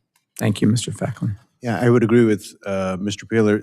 One of the challenges that we have in load forecasting is that the entities on the other side also have uncertainty about what their needs are. It depends on their business growth, cooling in the data center, the efficiency of chips. And so they themselves don't know. And the best thing that we can do is have financial commitments from them that we'll build for you, but we need to hold our customers harmless. That's one of the best tools we have to ensure a good load forecast. All right, thank you both very much. Back to you, Mr. Myers. In your testimony, you note the Load Forecasting Enhancement Act moves in the right direction by emphasizing transparency and coordination. You also note that the new PURA standards should preserve flexibility while advancing national best practices. I certainly agree with you. Can you discuss why that flexibility is important? Yeah, I've mentioned before, the West is not like the rest. We do a lot of things differently out there, and for good reasons. And what we have found, and a perfect example of this would be the 1920 that came from FERC, the FERC 1920 order. That ends up being something that ultimately ends up being busy work for us or ends up tying our hands. So we need that flexibility so that we can appropriately implement whatever policies. Okay. Thank you. Mr. Falcone, would you like to add anything about why this flexibility is important? Everybody has very different circumstances throughout the country. We have different resources, different needs. We're facing different customer constraints. And it's like anything else. Your ability to react locally to the problem that you specifically have, which may rhyme with someone else's problem, but may not be exactly the same, is very important. All right, keep your mic on, sir. I want to come right back to you, and we have 30 seconds. in addition to the Load Forecasting Enhancement Act? Do you think technical assistance from the Department of Energy or maybe our national labs could further help utilities and public power to incorporate? Very briefly, those practices, the better off we're all going to be. Thank you very much. The gentleman yields back, and the chair now recognizes the gentlelady from Virginia's 4th District for 5 minutes for questions. Thank you, Chairman Latta and Ranking Member Castor, for holding this very important hearing today, and I want to thank the witnesses for being here. Congress must address the growing impact of data centers on energy affordability for families and businesses, especially as energy demand is expected to grow exponentially, some would say explode, in the coming years. And while I'm glad that my colleagues on the other side of the aisle appear to now understand the importance of the affordability issue, their sudden focus feels a little bit too late. Energy prices have skyrocketed for most of 2025, but not until the Trump administration carelessly ensnared the United States in a reckless and costly war of choice with Iran, pushing energy prices up even higher, that we focused a hearing specifically addressing the alarming impact that data centers could have on energy affordability going forward. And to keep energy affordable, ensure that we are meeting demand, and responsibly power the industries of the future, we must bring cheap and affordable and reliable renewable energy online at a faster pace. Yet, my colleagues across the aisle and President Trump have devoted much of their time this past year canceling billions of dollars of incentives to bring cheap, clean energy online, and have canceled billions of dollars in clean energy projects that would have helped us meet long-term demand. Our failure to expand clean energy capacity will have severe repercussions on energy affordability, which is only exacerbated by our failure to move forward any meaningful reforms to modernize and update the power grid. Now, my constituents, along with the entire Commonwealth of Virginia and 58 million Americans, are in the PJM market. We have discussed PJM's disastrous capacity auctions several times over the past year, and electricity prices in Virginia are 14% higher than before President Trump took office. And while fixing PJM's power markets must be a priority, that will take years. And my constituents need relief now. And as you're probably aware, Virginia is the data center capital of the globe, with well over 600 data centers online or in the process of being built. And Virginians have borne the brunt of the data center's impact. Virginia's utility regulators and Dominion Power, one of our largest investor-owned utilities, foresaw this issue and recently took steps to help protect residential ratepayers from load growth issues by introducing a new electricity rate class for large electricity customers like data centers. And I am hopeful that this will help ease the financial burden that Virginians are facing. Now, Mr. Myers, Arizona is another state that implemented a large load tariff similar to Virginia's new Dominion rate class. Can you talk about Arizona's experience crafting large load tariffs and how they can be critical to walling off infrastructure costs associated with data centers? Yeah, we are generally fairly flexible with the way we are handling the large loads. We do have large load tariffs, at least in a couple of our utilities, but those currently are set at around the 20 megawatt range. The recent high load workshop that we had is starting to focus more on the 300 megawatt level incoming high loads. But generally speaking, it is pretty much well established from that workshop that we need a tariff that defines some certainty, but then we need the flexibility by having the energy services agreement on top of that tariff. Thank you for that. Moving on to the specific bills in today's hearing, I have some concerns about H.R. 6336. The bill and the FERC complaint that inspired it are focused primarily on generation policies, but when you look at the language of the bill itself, there's a much larger impact. The bill defines a covered policy, the policies that trigger the bill's provision, as any policy of a state or local municipality, and I'm worried that that definition could catch many policies in its wide net. including, for example, land use policies for energy-intensive industries. So, Ms. Muse, do you think it's a good idea to apply different cost allocation rules to any transmission need driven by state policy, even if policies are not directly related to energy? I share your concerns around the broad nature of the FAIR Act and that there's a wide swath of policies that could get caught in that net of state and local policies that, if that legislation passes, would be applied and get caught into the transmission cost allocation process. We need more interregional transmission. PJM is a great example of that, of transmission both interregionally and regionally. And so the ability to accelerate deployment of transmission and not processes and legislations that would slow it would be helpful. I thank you for that, and I yield back. Thank you very much. The gentleman yields back. The chair now recognizes the gentleman from Alabama's 6th District for 5 minutes for questions. Thank you, Mr. Chairman. The hearing today is about protecting ratepayers in the wake of the data center growth throughout the country. Power generation, water usage, housing affordability, all are part of local conversations and the not in my backyard issues surrounding data center build out. I would add to that the not in my backyard issue with transmission lines. Chairman Myers, in your written testimony, I noticed that you said when large loads come into the system, the infrastructure required to serve them needs to be funded by those loads. And I assume you mean, whatever the company is that requires this additional power. Would that be accurate? That's correct. The cost causers should be the cost payers. All right. I meant to look up to see how many, if any, coal-fired power plants have been shut down in Arizona. Currently, we've had 2 that were shut down. One of them was just recently last year. The others are still operating, but we just approved them to be converted to natural gas. So they will be remaining open for the foreseeable future. But currently you have a couple that are shut down with no conversion. Well, one of them was shut down a number of years ago and leveled. It will not be converted. The other one, there are discussions about converting it to natural gas and reopening it. Are the transmission lines still intact? There are. Facilities? Well, wouldn't it make more sense to put small modular reactors on there based on the design capacity of the transmission lines and power your data center, but also increase the baseload power for the surrounding communities? Those are absolutely options that are on the table. Some of the discussions need to center around water use, obviously. Right.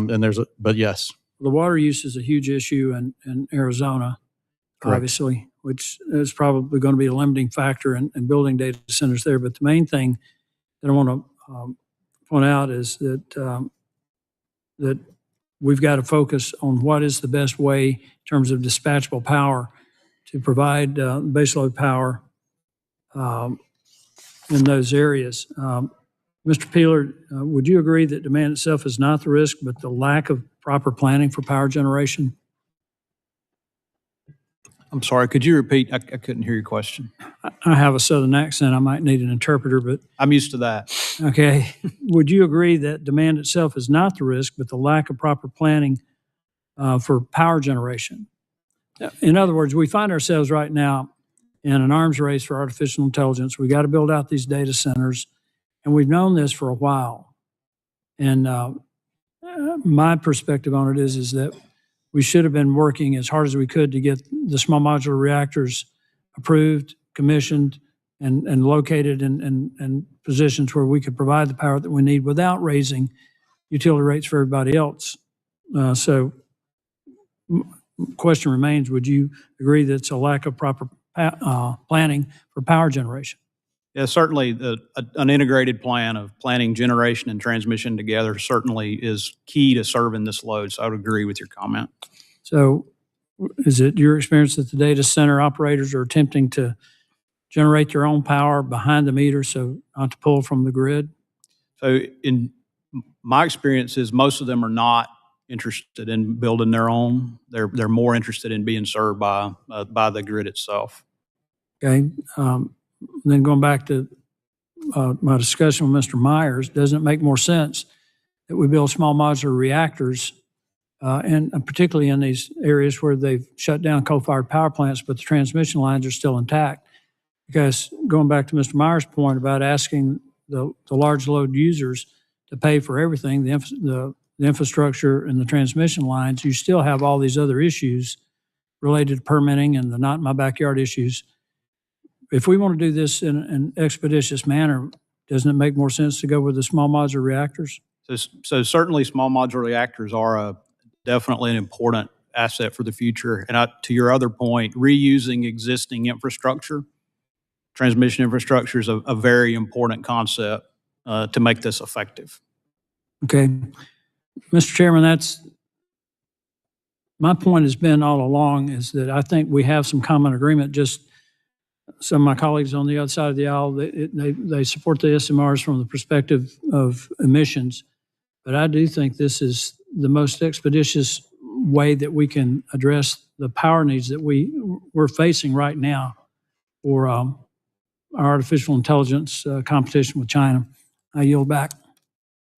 Well, thank you very much. The gentleman yields back to balance his time, and the chair now recognizes the gentle lady from California's 7th District for 5 minutes for questions. Thank you very much, Mr. Chairman. I want to thank you and Ranking Member Castor for having this hearing today, and thank the witnesses for being here today. It's been almost 4 years since Republicans took over this committee and almost 4 years since SubCmte was released to the public in 2022. For 4 years, we've been talking about rising electricity demand from AI and the impact on Americans' electricity bills. But in 4 years, my Republican colleagues have only made the problem worse. Last year, Republicans' big ugly bill slashed tax credits for clean energy products, rooftop solar, and energy-efficient home appliances, and that definitely did not help.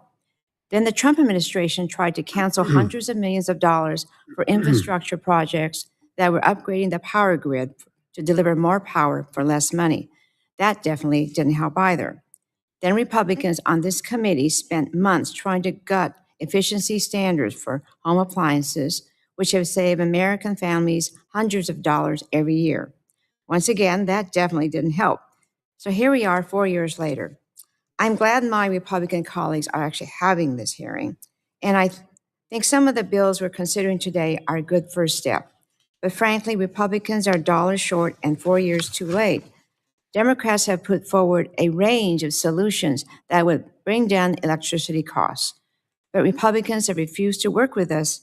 Clearly, they don't take this problem seriously. I support the use of advanced transmission technologies, and I'm glad to see Republicans on this committee supporting these technologies. But where were my Republican colleagues when the Trump administration illegally canceled dozens of DOE grants that supported those same technologies? Some of these grants have been reinstated with new conditions, but the pointless uncertainty and delay has a cost. Ms. Muse, you helped run the DOE Grid Deployment Office, which is responsible for the grid resiliency and smart grid grants.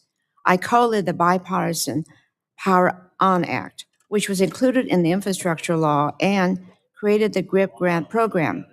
Ms. Muse, how did the GRIP program support advanced transmission technologies? And can you give me some examples of projects that were canceled? Certainly. The Grid Resilience and Innovation Partnership Program had $10.5 billion available through the bipartisan infrastructure law. And part of some of the prioritized areas that we supported through the Grid Resilience and the Smart Grid grants were to deploy grid-enhancing technologies to increase capacity on the grid, to use AI and drone technologies to help with transmission line inspections, AI and machine learning technologies to help accelerate the interconnection processes, and more. Okay. Ms. Muse, the goal of this hearing is to consider legislation that will help power AI data centers without raising residential rates. But the GRIP grants were already doing that before they were canceled. Can you give me an example of how GRIP projects were helping to expand the grid without increasing residential rates? Absolutely. In your home state of California, there was an over $600 million project led by the California Energy Commission to the California Harnessing Advanced Reliable Grid Enhancing Technologies for Transmission, which was a public-private partnership to drive large-scale expansion of transmission capacity and improvements to the interconnection process to increase and accelerate equitable access to renewable energy across California. Thank you. Mr. Falcone, a number of GRIP grants were awarded to public utilities.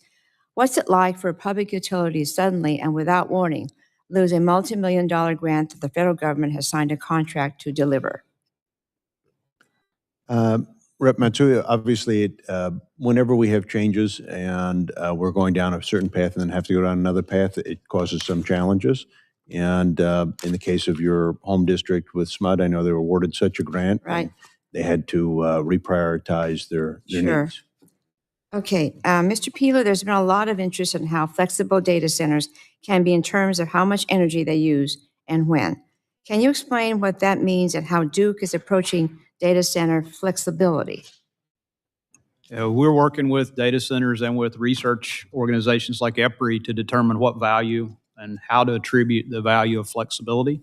It's still early, but we're optimistic that there will be some opportunity there for them to provide flexibility. Okay, we've seen reporting that electricity usage from data centers can be highly variable due to rapidly changing compute demands. Has that presented challenges to utilities from a reliability standpoint? Yes, it's a challenge. Okay. Mr. Falcone, unlike for-profit utilities, public utilities are accountable to the ratepayers, and that makes public utilities particularly sensitive to rate increases. Can you give real-world examples of how the public utilities are managing to accommodate new data centers and other commercial customers without raising residential rates? I'm sorry to interrupt. The gentlelady's time has expired, but could you provide a written response to that question for her? Certainly. Thank you. The chair now recognizes the gentlelady from Tennessee's 1st District for 5 minutes for questions. Thank you, Mr. Chairman, and thank you to the witnesses for being here today.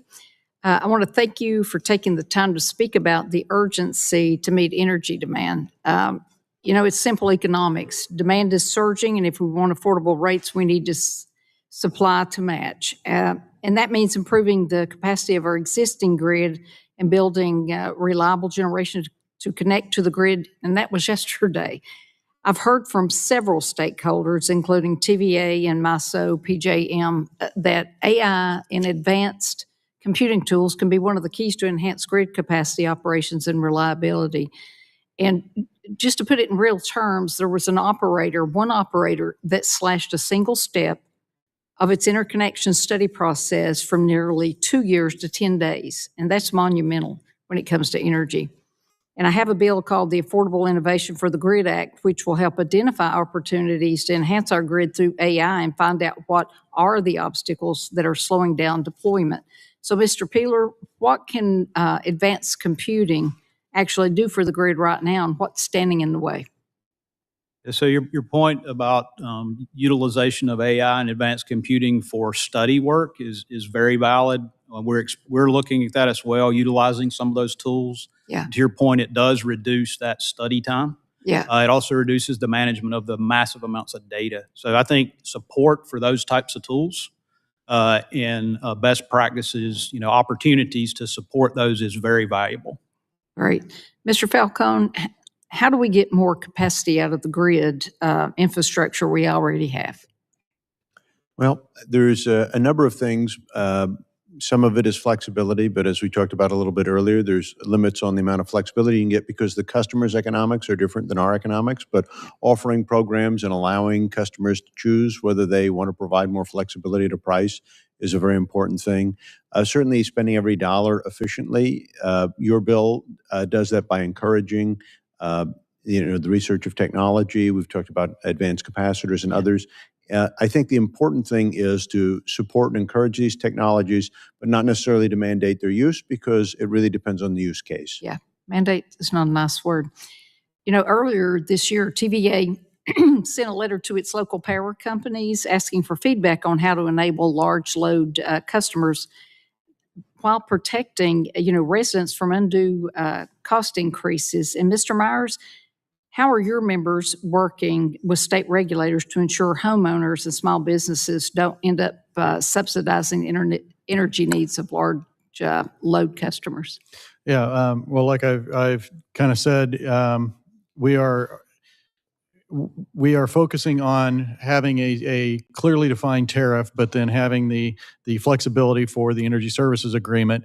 But the whole point of that is to make sure that costs are appropriately covered, even if we don't have direct insight into those costs. For example, the FERC transmission issues. Yeah. So between the two of those, that allows us to tailor the specific plan for that specific customer so that they can cover all of the costs that's needed to upgrade their facilities. And each one's going to vary differently because of location, power needs in that area, things of that nature.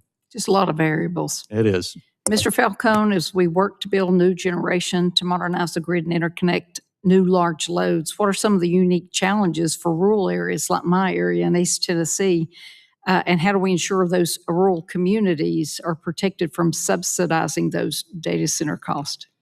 And one of the interesting things that we've seen is we've seen a lot of demand in rural areas because those are places that you can generally build. Yeah. And so I do think it's the importance of making sure sometimes these are served by very small utilities. Maybe they get their power from TVA, but you may have a local distribution utility. Helping and educating those small distribution utilities on the types of financial contracts and other requirements that we're seeing in places that are more advanced. One of the bills in front of you today does that because it mandates that everyone at least take a look at it. And so I think that our leading edge utilities that have been dealing with this, if you're Duke or some of our members that have overwhelming demand, are a little bit further down the curve, but ensuring that knowledge is spread is very important. It is, because there's a lot of resistance in rural areas to build those data centers. And, the local, I guess their local mayors and, commissioners, they just don't want them, but they need to know, and we need to educate them on why they need it. So thank you, sir. And with that, I yield back, Mr. Chairman. Thank you very much. The gentleman yields back, and the chair now recognizes the gentleman from New York's 20th District for 5 minutes for questions. Well, thank you, Mr. Chair and Ranking Member. I appreciate this hearing, and I'm supportive of several of the bills before us today. Recently, Senator Chris Van Hollen and I have introduced the Power for the People Act, which proposes many of the same strategies to ensure that residential ratepayers are not footing the bill for data centers' electricity demands. But I do worry that the suite of bills before us today is not comprehensive or ambitious enough to meet our current moment. For example, there's nothing to promote interregional transmission or demand reduction. With that, you see opportunities for bipartisanship. Smart planning starts with accurate load forecasting, and we know forecasting these large loads is indeed challenging. We need better coordination amongst regions, states, and utilities to plan and predict our growing electricity demand and reduce uncertainty. I'd like to go down the line of witnesses. If you could just provide a yes or no. Can the federal government provide greater support to the entities responsible for conducting these forecasts? We'll start at this end, please. Can you say that again? Sure. Just a yes or no response to whether or not the federal government can provide greater support to the entities responsible for conducting these forecasts. I think there may be room, yes. Yes, certainly, especially in spreading best practice and researching best practice. Okay. Yes. Yes. Okay. The Local Forecasting Enhancement Act provides a good start to address this challenge. My legislation, the Power for the People Act, takes a slightly different approach. I think we're ultimately in agreement on the need for coordination and harmonization of practices across regions. Ms. Muse, you worked at DOE, and I assume you also work closely with the national labs. Do you believe there is a room for analyses, modeling, or technical assistance that DOE and the labs could provide to support improved load forecasting methods? Absolutely. Load forecasting is incredibly dynamic and growing more so, where resources from DOE and from the national labs can be helpful. I think also the technical assistance provided to the broad set of state stakeholders that are participating in the process would also be helpful, drawing on DOE's years of work with those stakeholders, the regulators, the legislators, the policy and state energy offices, and more. Thank you. And I'd also like to ask about the Ratepayer Protection Act. My legislation, the Power for the People Act, also seeks to encourage states through PURPA to create separate rate classes for these large loads, ensuring that project developers cover the costs of any necessary generation, transmission, or distribution infrastructure upgrades. The majority's bill has set the definition of large loads at 100 megawatts of power demand, which is more than enough to power a small city. I've proposed 50 megawatts. Chairman Myers, what do you think is the right place to set that large load definition at? As I mentioned in our last large load workshop in Arizona, it was pretty much agreed upon that 50 megawatts was a good number. Okay. And Ms. Muse, what do you think? Is 100 megawatts of demand too high a standard? I think you can bring in a lot more than just data center loads, and we really need to be mindful of as we're crafting these different classes. But the 50 megawatt threshold, I think, gives us more visibility into the data center loads that are coming on under that 100 megawatt threshold. Thank you. The near-term load growth projections we are seeing are frankly hard to comprehend. To me, they suggest that we cannot build all the necessary infrastructure fast enough, especially when coupled with major backlogs of grid and generation equipment. At the very least, we're going to need every tool at our disposal, and that includes grid-enhancing technologies and reconductoring to maximize the performance of our existing infrastructure, but also much more energy efficiency, demand response, and other strategies to reduce peak demand throughout the entire system. We're also going to need to make it easier to build cost-effective transmission.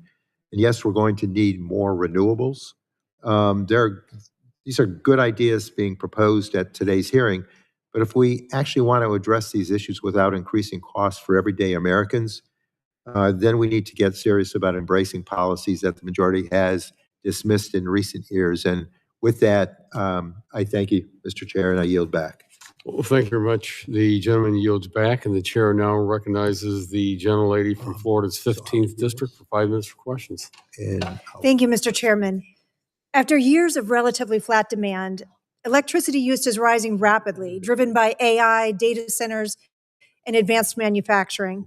The challenge before us is straightforward. How do we build the power infrastructure America needs without shifting the costs and the risks onto families and businesses? We know the demand is coming. The question is whether we plan for it responsibly by protecting ratepayers, maintaining reliability, and ensuring the grid is ready for long-term growth. Mr. Peeler, I'd like to begin with you. In Florida, utilities like Florida Power and Light have taken a proactive approach to large load growth before major data center demand arrived, requiring data centers to pay their own way, fund 100% of the infrastructure they drive, and commit to long-term contracts with financial assurances so existing customers aren't left stranded with costs. At the same time, high load factor customers can help reduce pressures on rates by spreading fixed costs across more users. From your perspective, what are the key elements utilities need in place to ensure large load growth reduces, not increases, pressure on residential rates? Yeah, thank you for the question. So as I've talked about before, it's very important to understand the actual load and the need, and then to be able to plan an integrated solution for that, which is transmission, distribution, or generation, as well as making a financial commitment from those large customers so that those customers pay their share. And with states like Florida, with the state oversight, the state is able to ensure that as those rates are set up, that those customers are paying their share and that no subsidization is occurring from the residential and commercial and other class of customers. So primarily clear commitments from the large customers, which ultimately result in a financial long-term obligation so that there's no subsidization to those residential customers. Thank you. And Mr. Falcone, innovative grid technologies offer significant benefits in ensuring reliable and resilient energy delivery beyond their essential role in meeting electricity demand growth and enhancing grid efficiency. For decades, DOE has played a crucial role in commercializing these technologies through national laboratory test beds, competitive awards for private sector innovators, support for public-private demonstration projects, and technical assistance for industry. As a result, utilities in Florida, like the Tampa Electric Company, are already deploying many of these tools.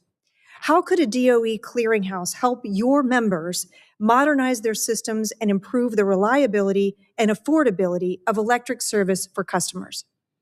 Thank you for the question, Representative Lee. I agree with everything you've said. At the end, utilities, one of the wonderful things about utilities is that We're not in competition with one another. We share a lot of best practices. We learn off each other. But someone has to go first, pioneer technology, try it out, and then share that best practice, and then everyone else picks it up. And so those are very valuable test beds. They help to work on early projects, and then those early wins spread to everybody else. And your testimony also highlights the importance of distinguishing between committed, probable, and speculative load, particularly with data centers. How can utilities and regulators improve load forecasting so we don't overbuild costly infrastructure based on speculative demand and ultimately pass those costs on to consumers?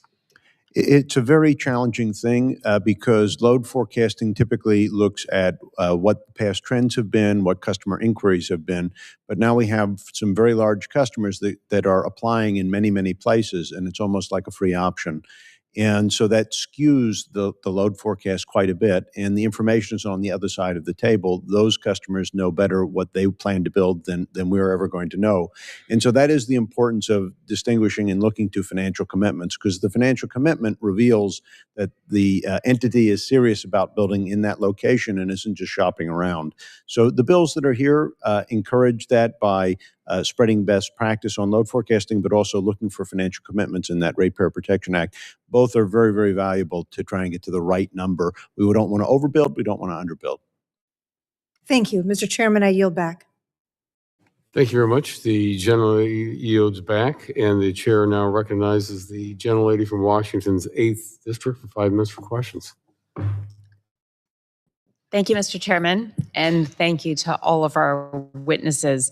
AI brings both tremendous opportunity and risk, and I'm thankful to the chair for focusing on this really important topic, focusing on the exponentially rising data center demand for energy and how to responsibly meet that need, and also how to maximize the potential of our power grid. AI impacts are a really big concern for my constituents in Washington State. The people I represent are worried about what the emergence of AI means for their jobs, for their privacy, and specific to this hearing, for their utility bills and keeping the lights on. Compared to last year, and you've heard this from several people, we are paying nearly 15% more on our utility bills in the 8th District.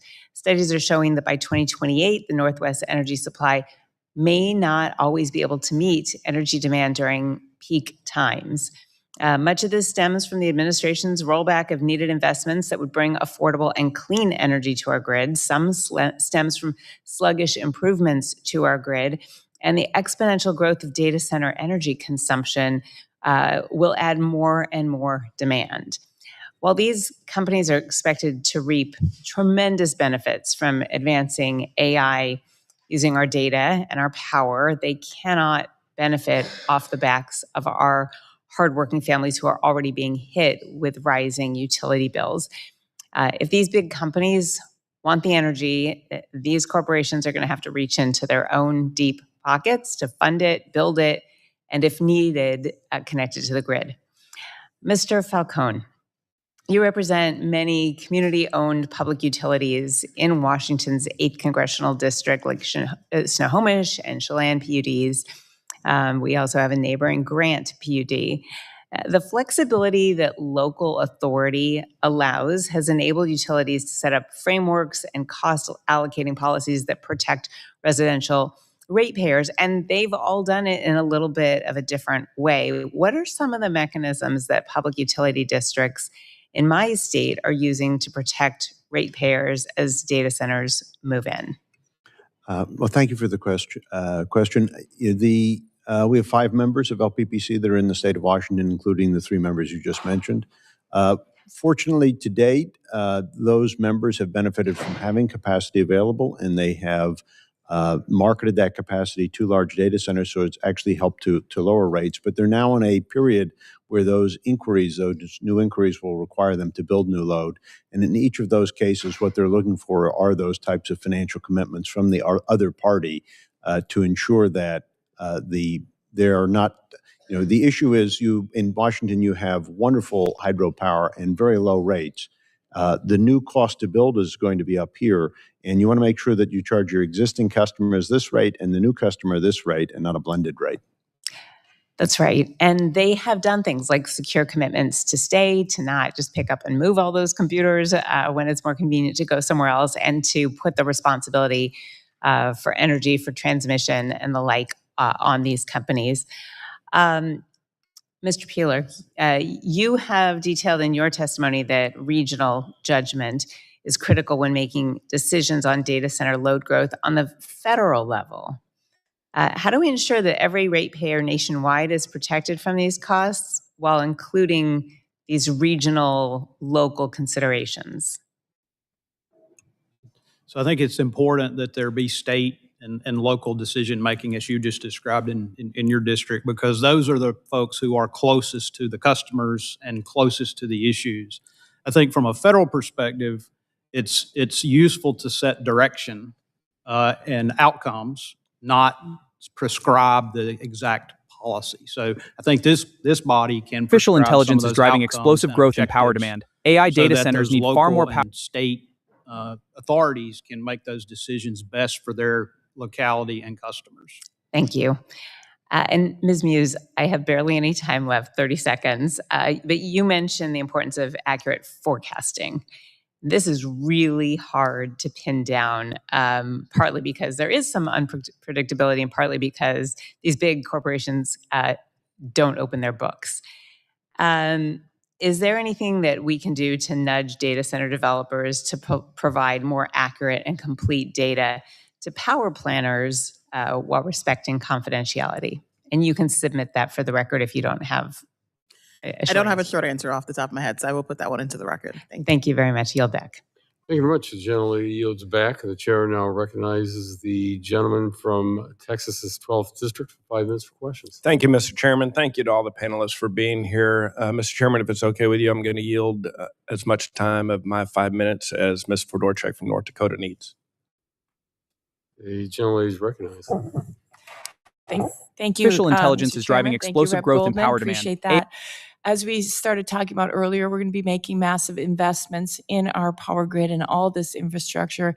It's absolutely essential that we get the cost signals correct in doing so that the people who are causing the costs pay for them. I previously spoke about how transmission costs are driving up utility bills for American families. And that's one of the reasons why I introduced the High Capacity Grid Act, which would help us push more power through existing transmission infrastructure. Mr. Myers, a fellow commissioner, I'm a former commissioner. It's good to see a fellow commissioner here. Can you quickly talk about the advantages of reconducting existing lines versus the costs of permitting new ones and the requirements involved in that? Yeah, from my understanding, as you pointed out, the permitting is a big advantage. Reconductoring with existing infrastructure means a lot less hurdles to jump through, and that means timelier infrastructure build out. That means lower costs for the ratepayers because you're not going through all of those, NEPA studies and everything else potentially. So I think that's maybe one of the big benefits. I would caution that sometimes reconductoring does push costs down the line to, again, transmit substations and transformers and things of that nature, but that's not always the case. So I think there's room for a policy like what you have, as long as there's some flexibility in there to make sure that certain situations can be dealt with appropriately. Absolutely, and that's why FERC is in charge of setting kind of the standards, and folks like you would ultimately see this through to the ratepayers' costs. So thank you for that. The ultimate goal here is to, as you said, push more power through existing lines as fast as we possibly can, and that's the goal of the High Capacity Grid Act. Thank you to my friend and colleague, Rep. Goldman, and I'll return the balance of his time to him. Thank you. Thank you, Representative Fedorchak. Chairman Myers, between better load forecasting and strong ratepayer protections, what single reform would best help Texas balance reliable, affordable power for families with the massive new demand for data centers? I'm sorry, yes, what single, is there single reform or reforms that come to mind? I think, honestly, permitting reform is probably the biggest thing, at least from my vantage point. That's the thing that tends to be the most headache at the federal level. Mr. Falcone, do you agree? Permitting reform would be right up there. I do think the Ratepayer Protection Act is important. Get the price right, and it solves a lot of problems. Mr. Peeler? I would agree with the permitting reform. Thank you. Many of my constituents in Texas are concerned that their electric bills could rise because of the rapid growth from AI data centers and ERCOT. Speaking of the Ratepayer Protection Act, how important is for Congress to consider measures like that legislation, which would require large companies to cover the full incremental costs of the upgrades needed to serve them and to provide financial assurances upfront? Chairman Peeler. Yeah. Chairman Myers, sorry. I think that the states honestly are already doing it, and we're well down the path of doing that. I don't see a problem with this particular act. I just don't know how effective it will be if we're already going down that route. Mr. Falcone. I think the primary benefit of the act is that it spreads the best practice. Our members, the load growth is not equal across the country. It's very, very high in Texas. The utilities in the states that have really high load growth, Texas, Virginia, Georgia, they're well down the path, and the state commissions have acted. I think it has a benefit for folks that are the second or third tier of demand in spreading the best practice. Thank you. Mr. Peeler. I think the states are best positioned to manage this across all rate classes. It's all retail rates. This is one retail class of customer. They're best positioned, I think, to determine the appropriate way to manage that. Super. Thank you all again for being here today. Mr. Chairman, I yield back the balance of my time. Well, thank you. The gentleman yields back. The chair now recognizes the gentleman from Ohio's 1st District for 5 minutes for questions. Thank you, Mr. Chairman, and thank you for considering the Protecting Families from AI Data Center Energy Costs Act. This is our bill to get FERC to bring key stakeholders together to work through some of the questions that have been raised in this hearing, and to provide recommendations as to what we should be doing to better protect ratepayers across the country. I agree, with some of the comments that some states are ahead of the game and some states aren't, and it depends on any number of factors. Nationally, we need to see real leadership and laying out all of the ways in which we're going to protect ratepayers, because the number of these large load data centers is, the trajectory is pretty intense. And yes, we have a transmission issue, right? That is one of the most important things we've got to resolve. And then we've got to get more and more energy onto that grid. But in the meantime, FERC, could easily pull together these key stakeholders. And, the way our bill works is it says to FERC, bring together major stakeholders to develop detailed recommendations and best practices to ensure rising energy costs from data centers aren't passed on to communities. A couple questions, and start with you, Ms. Muse. How important is this in your mind? How quickly could it be done? And who are those key stakeholders in your opinion? Certainly. Thank you for the question. I think FERC has the ability to pull together a technical conference relatively quickly, although I don't want to speak on behalf of the staff over there. I think they run them regularly throughout the year. I think you had a great list of stakeholders in the bill. I wanted to call attention and support the inclusion of the ratepayer advocates. I think the consumer protection piece of this and the consumer advocate voice, having them in the room in the FERC technical conference will be really helpful, along with the utilities, the regulators, the state energy officers, and other. Yeah, I just think it would. Clearly, they can do this without the legislation, and we will push on FERC to do that. But hopefully, we'll get this, onto a markup calendar, and we can get it passed. Anyone else want to jump in on that, Mr. Myers? Sure. I think overall this is a good way to proceed. I think we might want to consider leaving this a little bit open in the sense that with NARUC, the National Association of Regulatory Utility Commissioners, we do have interactions with FERC all the time. There's actually the FERC State Federal Collaborative that convenes. That might be a venue that we can do something with this as well. So maybe be careful about limiting it. Yeah. Smart. Mr. Falcone? I agree that FERC has in the past and can and should have a convening authority, narrow state commissions. I'll throw in a public or a plug. It does say public utilities right now, but I would also add public power utilities and consumer-owned utilities. I'm sorry. I would also add public power utilities and power. consumer-owned utilities as groups that would be helpful. Smart. Yeah, I think it's a good idea. Again, bring smart people together that have different views of the problem. Yeah. Right. And I think you'll get a lot of good output from it. Good. All right. Thank you all. And Mr. Chair, I yield back. Well, thank you very much. The gentleman yields back, and the chair now recognizes the vice chair of the subcommittee, the gentleman from Texas, for 5 minutes for questions. Thank you, Mr. Chairman. Mr. Myers, I'm going to come to you. In your testimony, you highlight the significant growth Arizona is experiencing and how this growth, while beneficial in many ways, is placing a strain on utilities and other components of the state's electrical grid. As you can probably imagine, I'm from Texas. As you can probably imagine, Texas also is experiencing rapid growth, and getting in front of the challenges associated with this growth is absolutely critical to ensuring our grid is protected during seasons of peak demand. We've seen that happen. The Load Forecasting Enhancement Act would help to predict and forecast how this growth can be better managed as large load additions from data centers and other projects continue to be added to the grid across the country. For you, the question is, how could the provisions in this bill be implemented best to navigate those anticipated increases in electricity demand? Well, that's a great question.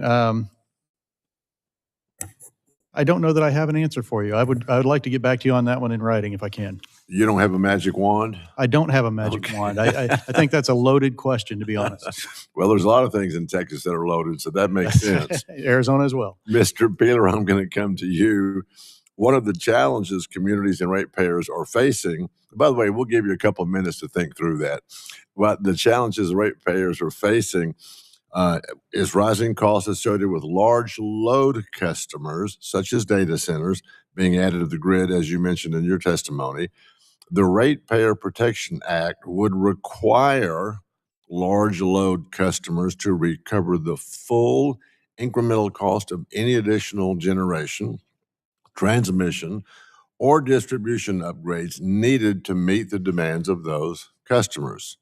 Has there been any pushback? Do you anticipate there's going to be pushback from large load industry customers on these provisions? So I think we've talked about a couple times that large load customers have voiced willingness to pay their share. I think the issues may become into the details of how you count that, right? So I think each jurisdiction state has a mechanism to determine the cost impacts. So it may be difficult to create a single cost formula for nationwide. I think that's the only issue, not the concept of should they pay and will they pay. It's the details. When you say the large load customers have indicated a willingness to pick up that extra slack for a better term. All indications that from my experience is they're willing to pay their share appropriately. When you say large load customers, is that 2 of them, 3 of them, 6 of them? More than that, certainly the very large hyperscalers have expressed support for paying their share. Yeah. Is there a mechanism in place? They say that verbally, which is it's a start, but is there a mechanism in place where we could hold them to that? Yeah. So financial commitments, long-term contracts, take or pay requirements, overseen by state regulatory authorities is our current approach to that. Do you think we have the authority to enforce that, even though they're overseen by state regulatory authorities? I think the states do. It's a retail agreement, which is a state jurisdictional agreement. Okay. And finally, I'm going to come back to you, Mr. Falcone. In your written testimony, you highlight the importance of planning when it comes to welcoming large load customers or other entities into communities to create jobs and connect to the electrical grid. Without proper planning, I'm going back kind of what Hissington was with the state having jurisdiction, but without proper planning, Localities and ratepayers could be in jeopardy of bearing the majority of all of the stranded cost risk associated with unused electricity capacity, especially in Texas when it's hot, in some states where it's really cold in the wintertime. So those local folks could be stranded with the cost risk associated with unused electrical capacity or overinvestments in electrical infrastructure for specific customers. How would you suppose that localities how can localities and large load customers work together throughout that planning process? Kind of what he said, they're making some promises. How do you get the localities in on that? I mean, those are promises, you know what a pie crust promise is. It's easily made and easily broken. Yeah. Okay. How do you deal with that? Well, Vice Chair Weber, I think the most important thing is that they put those promises into a financial contract and guarantee them. Otherwise, they are meaningless.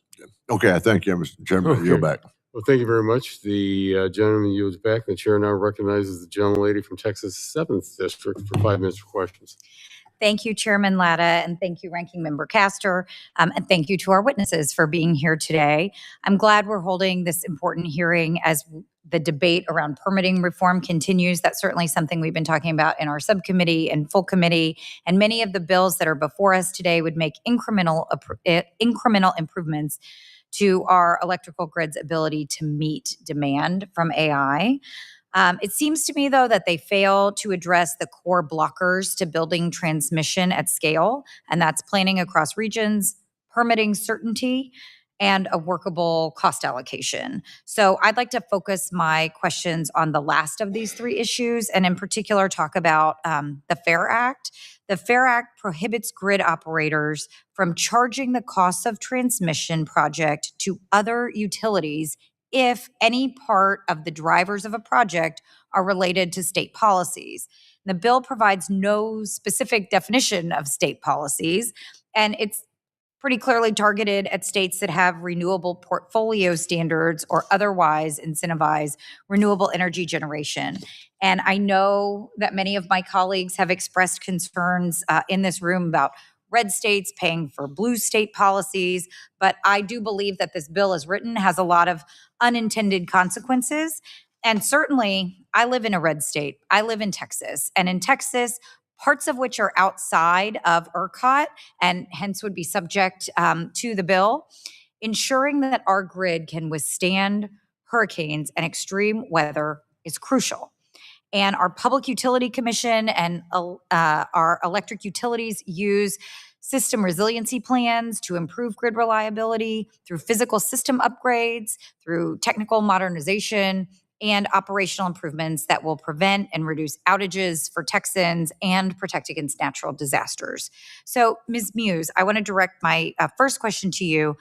Would the FAIR Act cover any state policy that creates a transmission need, whether those are state grid resilience policies or simply policies to do with any large consumer electricity? How would this impact states with interregional connections that face hurricanes or other extreme weather events? Thank you. The FAIR Act is written quite broadly to include just a broad swath of state and local policy. And so it is unclear kind of what would fall into that category, which is why I have concerns around it, as it would slow and really stymie interregional transmission. We have a real need for transmission to improve the resilience and reliability of the grid as we are looking to build a grid that is bigger than the weather, and so that we can move power from where it is very hot, where it is very cold, where there is extreme needs for power to places that may not have as high demand. And the way to do that is to build transmission line that connects the grid more fully across state lines. Thank you. And I love the way you describe that, building a grid that's bigger than the weather. I think that continues to be a concern for all of us from Texas in every part of the state, but certainly on the Gulf Coast where I live, we are concerned year round about the grid and about making sure we have that. And I think, another thing that I want to put to everybody on the panel, so maybe I'll just go down the line here. Different states and different regions even may disagree on whether to count certain social or environmental benefits or policies when evaluating a transmission line. But would everyone agree that the benefits of grid upgrades to reliability and affordability should be accounted for as FERC already requires today? Mr. Myers? I think, yes. I think it is important to note that what defines a benefit does vary from state to state. And that is hardly ever going to come to an agreement, which I think is maybe the crux of your concern. Thank you, Mr. Myers. Mr. Falcone? I would just say that transmission is generally broken into three categories. You have economic, which is things that just make sense and they pay for themselves. You have reliability, which you need for reliability purposes. And then there's the third category, which is generally like public policy transmission. By definition, those don't meet the economic or the reliability criteria. I think one of the questions is, okay, if one party is incurring or has a public policy that requires an upgrade, how do you allocate those costs? But a big thing I would say is any investment has benefit. And so if something costs $100 and its tangible benefits are 80 and it's driven by public policy, it doesn't mean that the $100 should be allocated just to the person driving the public policy. Probably the $80 of tangible benefit should be allocated in a way that we traditionally do, and maybe the other 20, I leave that up to Congress. But there is benefit to every upgrade. Well, thanks, Mr. Falcone. I've run out of time in my questions, so Ms. Muse and Mr. Peeler, I'm going to ask you to please submit answers to that question for the record, and I'll submit it through our process so that you get it sent back to you. You don't have to write it down and remember it, but we'll get it over to you. I thank you all very much for your testimony, and I thank you, Chairman Latta, and yield back. Well, thank you very much. The gentlelady's time has expired and yields back. The chair now recognizes the gentleman from South Carolina's 7th District for 5 minutes for questions. Thank you, Mr. Chairman. Thank you to the witnesses for being here today. I'm proud to have Duke Energy's Robinson plant, nuclear plant in the Congressional District of South Carolina. The plant employs 500 people and is a major source of tax revenue for Darlington County, certainly energy. Just last week, I was thrilled to hear that the NRC approved Robinson's application to operate for an additional 20 years through 2050, which is important for both the local area and the entire state. It's an exciting time for the district, for South Carolina, and certainly for Duke Energy. In light of the growing demand for power, though, there is discussion about permitting reforms to ensure the production and supply of that power. Last week, the head of the National Association of Regulatory Utility Commissioners wrote a letter to leaders of the Senate Energy Committee who are reportedly involved in permitting reforms themselves. This letter made several points about reforming federal permitting processes, reducing red tape, not increasing it, and concluded with respect to transmission, citing that members, quote, should resist any effort to concentrate even more authority over local siting decisions in the federal government. Mr. Chairman, with unanimous consent, I'd like to submit that letter to the record. Without objection, so ordered. Thank you. Mr. Myers, from your perspective, is the answer to faster energy infrastructure permitting to create more federal permitting bureaucracy over state decisions or less? Less. And would you like to expand on that? What is the rub here on why the federal government maybe is not best equipped to handle that? Well, I think that NARUC letter you just referenced pretty much sums it up very well. I think every time the federal government gets involved, it ends up costing more from a time standpoint, if not monetary, for states to get things done. We have a pretty good record of implementing these projects fairly quickly. I think the biggest benefit the federal government could provide is permitting reform, judicial reform as part of that process, and just removing the red tape. Maybe expedited review and some other things like that? All of that. Yeah. Mr. Peeler, Mr. Falcone, if a federal backstop steps over thorough integrated planning at the state level or even the regional level, what can that mean for affordability and household bills? We'll start with you, Mr. Falcone. Representative Frey, I think the important thing, the big debate is whether FERC should have siting authority. And I think the important thing is whatever planning process Congress decides, it should be an integrated planning process. It should work with the existing processes, not be an add-on. There shouldn't be shopping of transmission projects, and that those projects that are selected have to provide benefits to customers. I used to be the CEO of a electric utility, and let me say that if money goes to projects that don't provide value, that's less money for things that do provide value. So there has to be adequate protections that we're selecting the right projects and it really delivers consumer value. Mr. Peeler? Yes, I would agree with Mr. Falcone and just add, in addition to his comments, it can slow down the actual construction and completion of the projects as well. How should integrated planning process work to ensure the lowest cost to ratepayers? Yeah, so it's important that all factors, inputs to planning, as well as the levers for solutions, be considered. So load is an input, and solutions are generation, transmission, distribution solutions. I think that works best when it's closest to the customers. And in general, that means at state regulatory levels for resource planning, and transmission planning should support resource planning. They should be integrated together, all options considered. That's the best solution. Thank you for that. Switching back to nuclear with you, Mr. Peeler. We're looking at legislation about protecting residential ratepayers today against extraordinary growth in power demand, particularly from data centers. How does new nuclear factor in for Duke as you evaluate what is in the best interest of your customers and the balance? Yeah, as you well know, nuclear is a cornerstone of Duke Energy's generation fleet, served customers well for decades. It's a capital-intensive effort. We're focused right now on lengthening the lives of the plants we have, just like the plant you mentioned earlier, as well as getting more out of the plants we have. So we actually have uprates underway at our existing fleet of over 300 megawatts. So that's like a new SMR for our existing fleet. And we continue to have new nuclear as one of our choices in our integrated resource plan. So continue to look for that at the right time, at the right cost for customers. It'll be incorporated.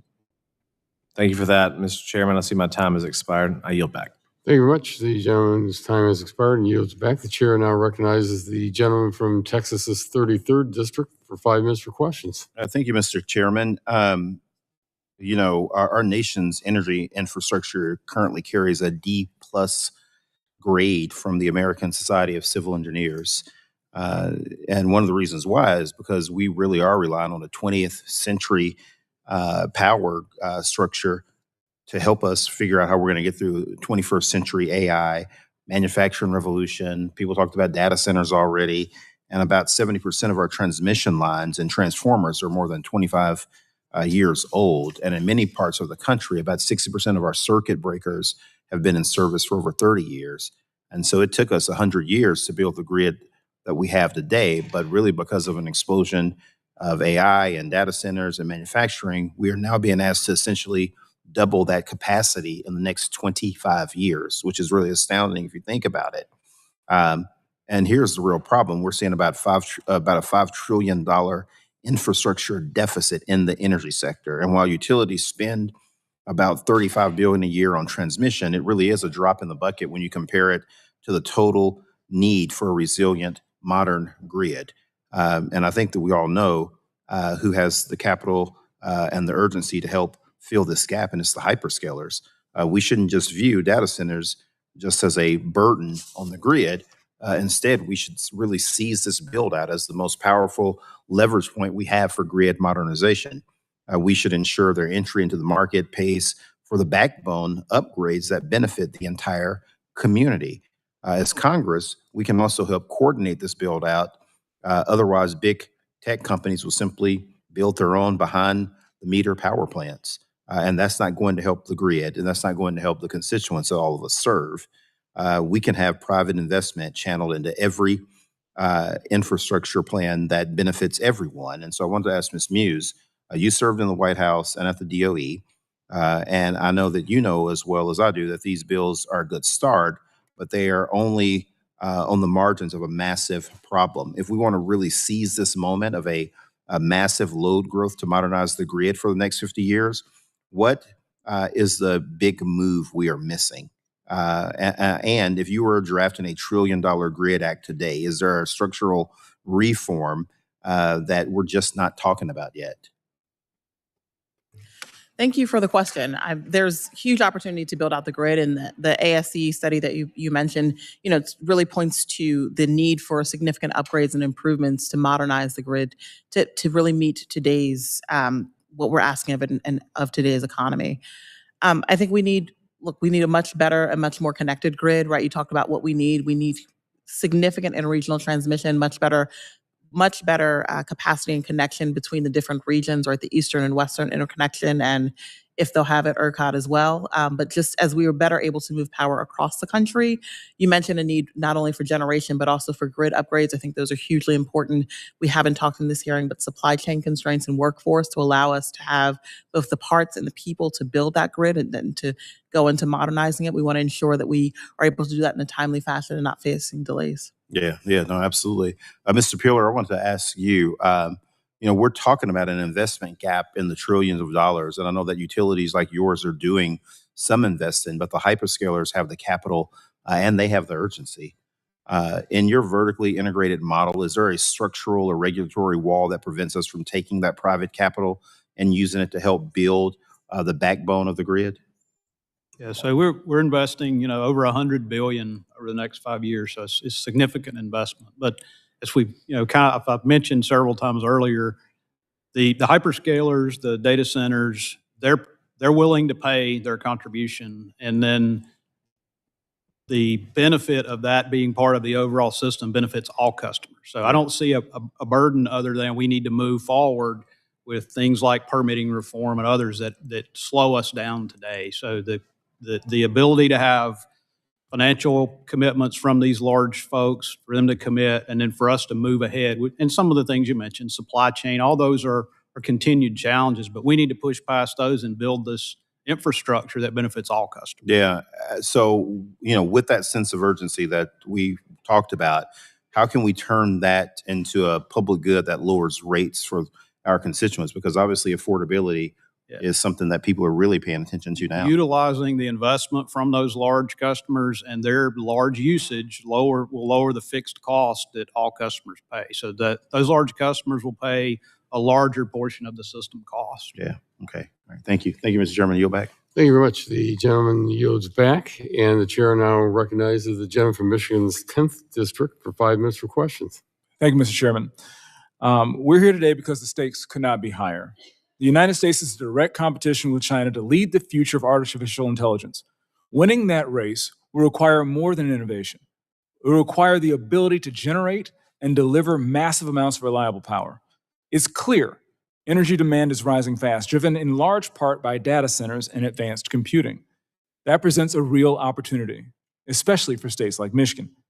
Data centers can bring investment, jobs, and long-term economic growth, but we have to get the fundamentals right.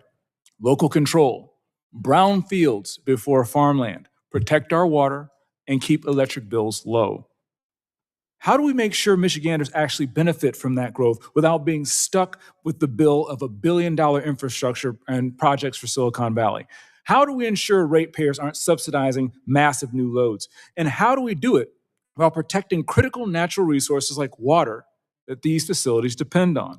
Because at the same time we're trying to win this AI race, Lansing is pursuing aggressive and costly net zero mandates that are driving up costs and reliability risks.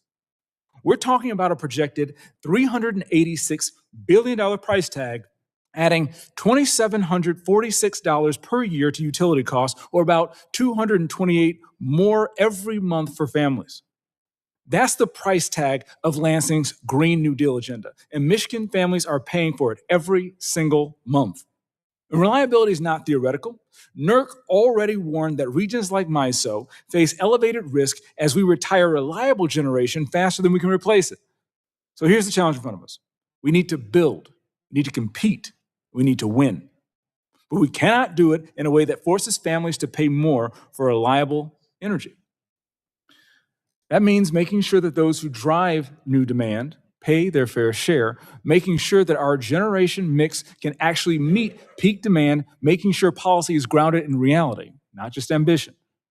We can and will win the AI race with China, and we will lead the way in Michigan, but we won't do it by charging Michigan families $228 more per month for a grid that can't even keep the lights on. So, Mr. Peeler, thank you for being here today. It's clear that data center growth is a major driver of increasing electricity demand.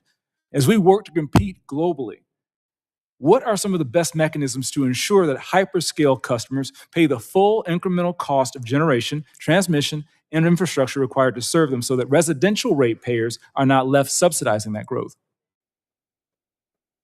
The method to do that is to ensure that those those particular customers who drive that demand growth are on the hook financially and for the long term to cover their costs. And that means long-term contracts, that means financial obligations, and that means take or pay obligations. And is it true that if the power is available, having additional payers will actually lower residential electricity rates? Yeah, so a higher user of energy, a higher megawatt hour user will absorb more of the fixed costs of the system, and the less fixed costs will then flow to the remaining ratepayers. So yes. Thank you. Commissioner Myers,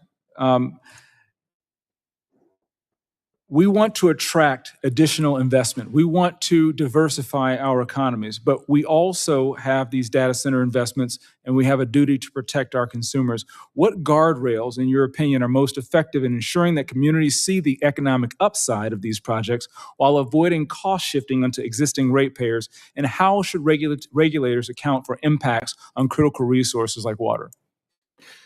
Sure. I think some of the guardrails can include things like increased minimum bill thresholds for those large customers, financial guarantees, meaning if they leave the system early, they're still going to be on the hook for paying what they committed to. Extended contract terms is another piece of that puzzle. As was already said, contributions in aid of construction, meaning they're going to fund what they need. And they are going to be held accountable for that. So I think fundamentally it all boils down to the tariff design and the service agreement that lies on top of it. Those are very good points. Michigan knows all too well about broken promises for large corporations that shirk their responsibility to the community. We'll make sure that we'll learn from the past so we can have a brighter future. Mr. Chairman, with that I yield. Thank you very much. The gentleman yields back, and the chair is seeing no other members wishing to ask questions. We want to thank our witnesses for appearing before us today. Members may have additional written questions for you, and I remind members that they have 10 business days to submit the additional questions for the record. And I ask that our witnesses do their best to submit responses within 10 business days upon receipt of those questions. I ask unanimous consent to insert in the record the documents included on the staff hearing documents list. And without objection, so ordered. Without objection, the subcommittee will stand adjourned. And thank you again for being with us today.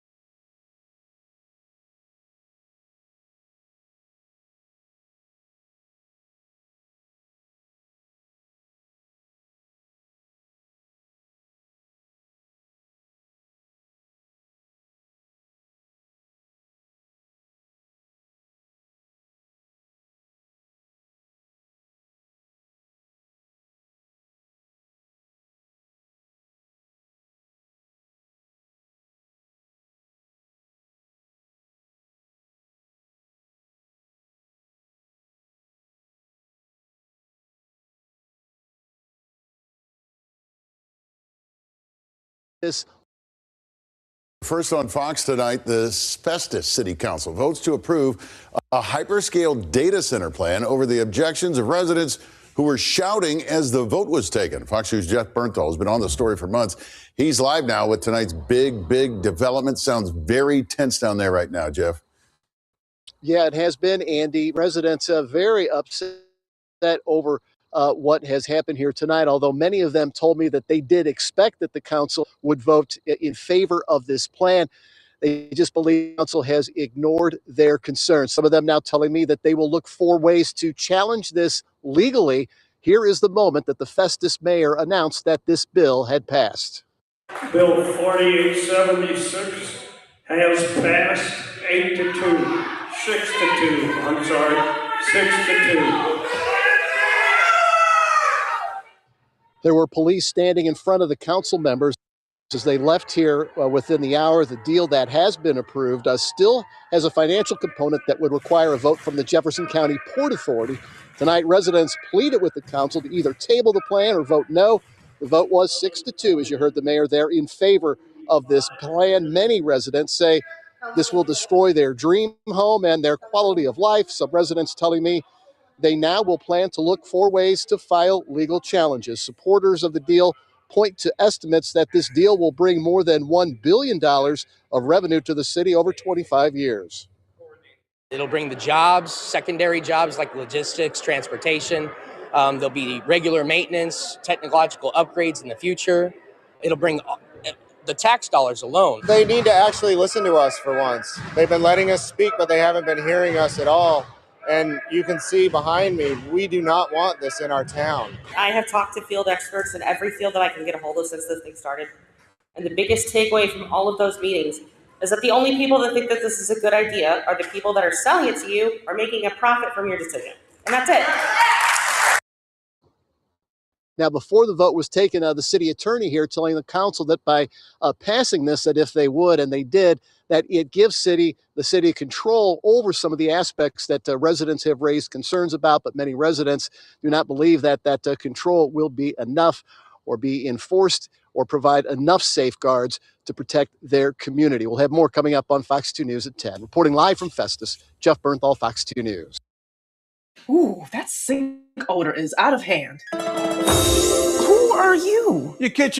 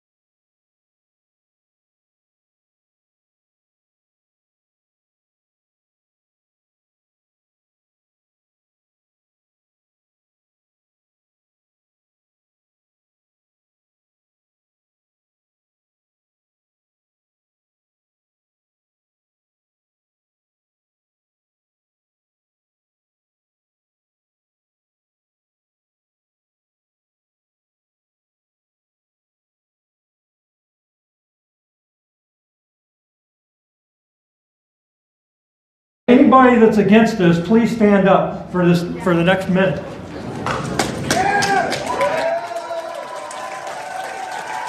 I'm in St. Charles, Missouri, where developers behind Project Cumulus, a controversial AI data center, just pulled their application after intense community opposition. We decided to withdraw it from public consideration tonight to be able to strengthen the communication that we have with this council and with this public about what we are trying to do. No data center. And we think if we get that information out it will benefit this process because there are significant. Well, this is a welcome step. Residents are concerned that the big tech company behind the project, who still remain anonymous because of an NDA, will simply have their developers resubmit a plan in the coming months in the hopes that public attention will simply fade away. You just did it to quiet us down. Now it's got to go all the way back through again because you're going to come right back. That's the only reason. You knew you was going to lose the vote tonight. You knew you was going to lose the vote tonight.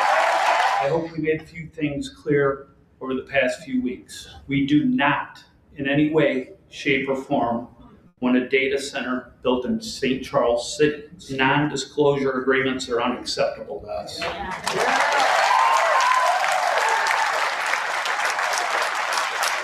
have the right to know what's going on in our community. We need full transparency. The risk to our water is undeniable.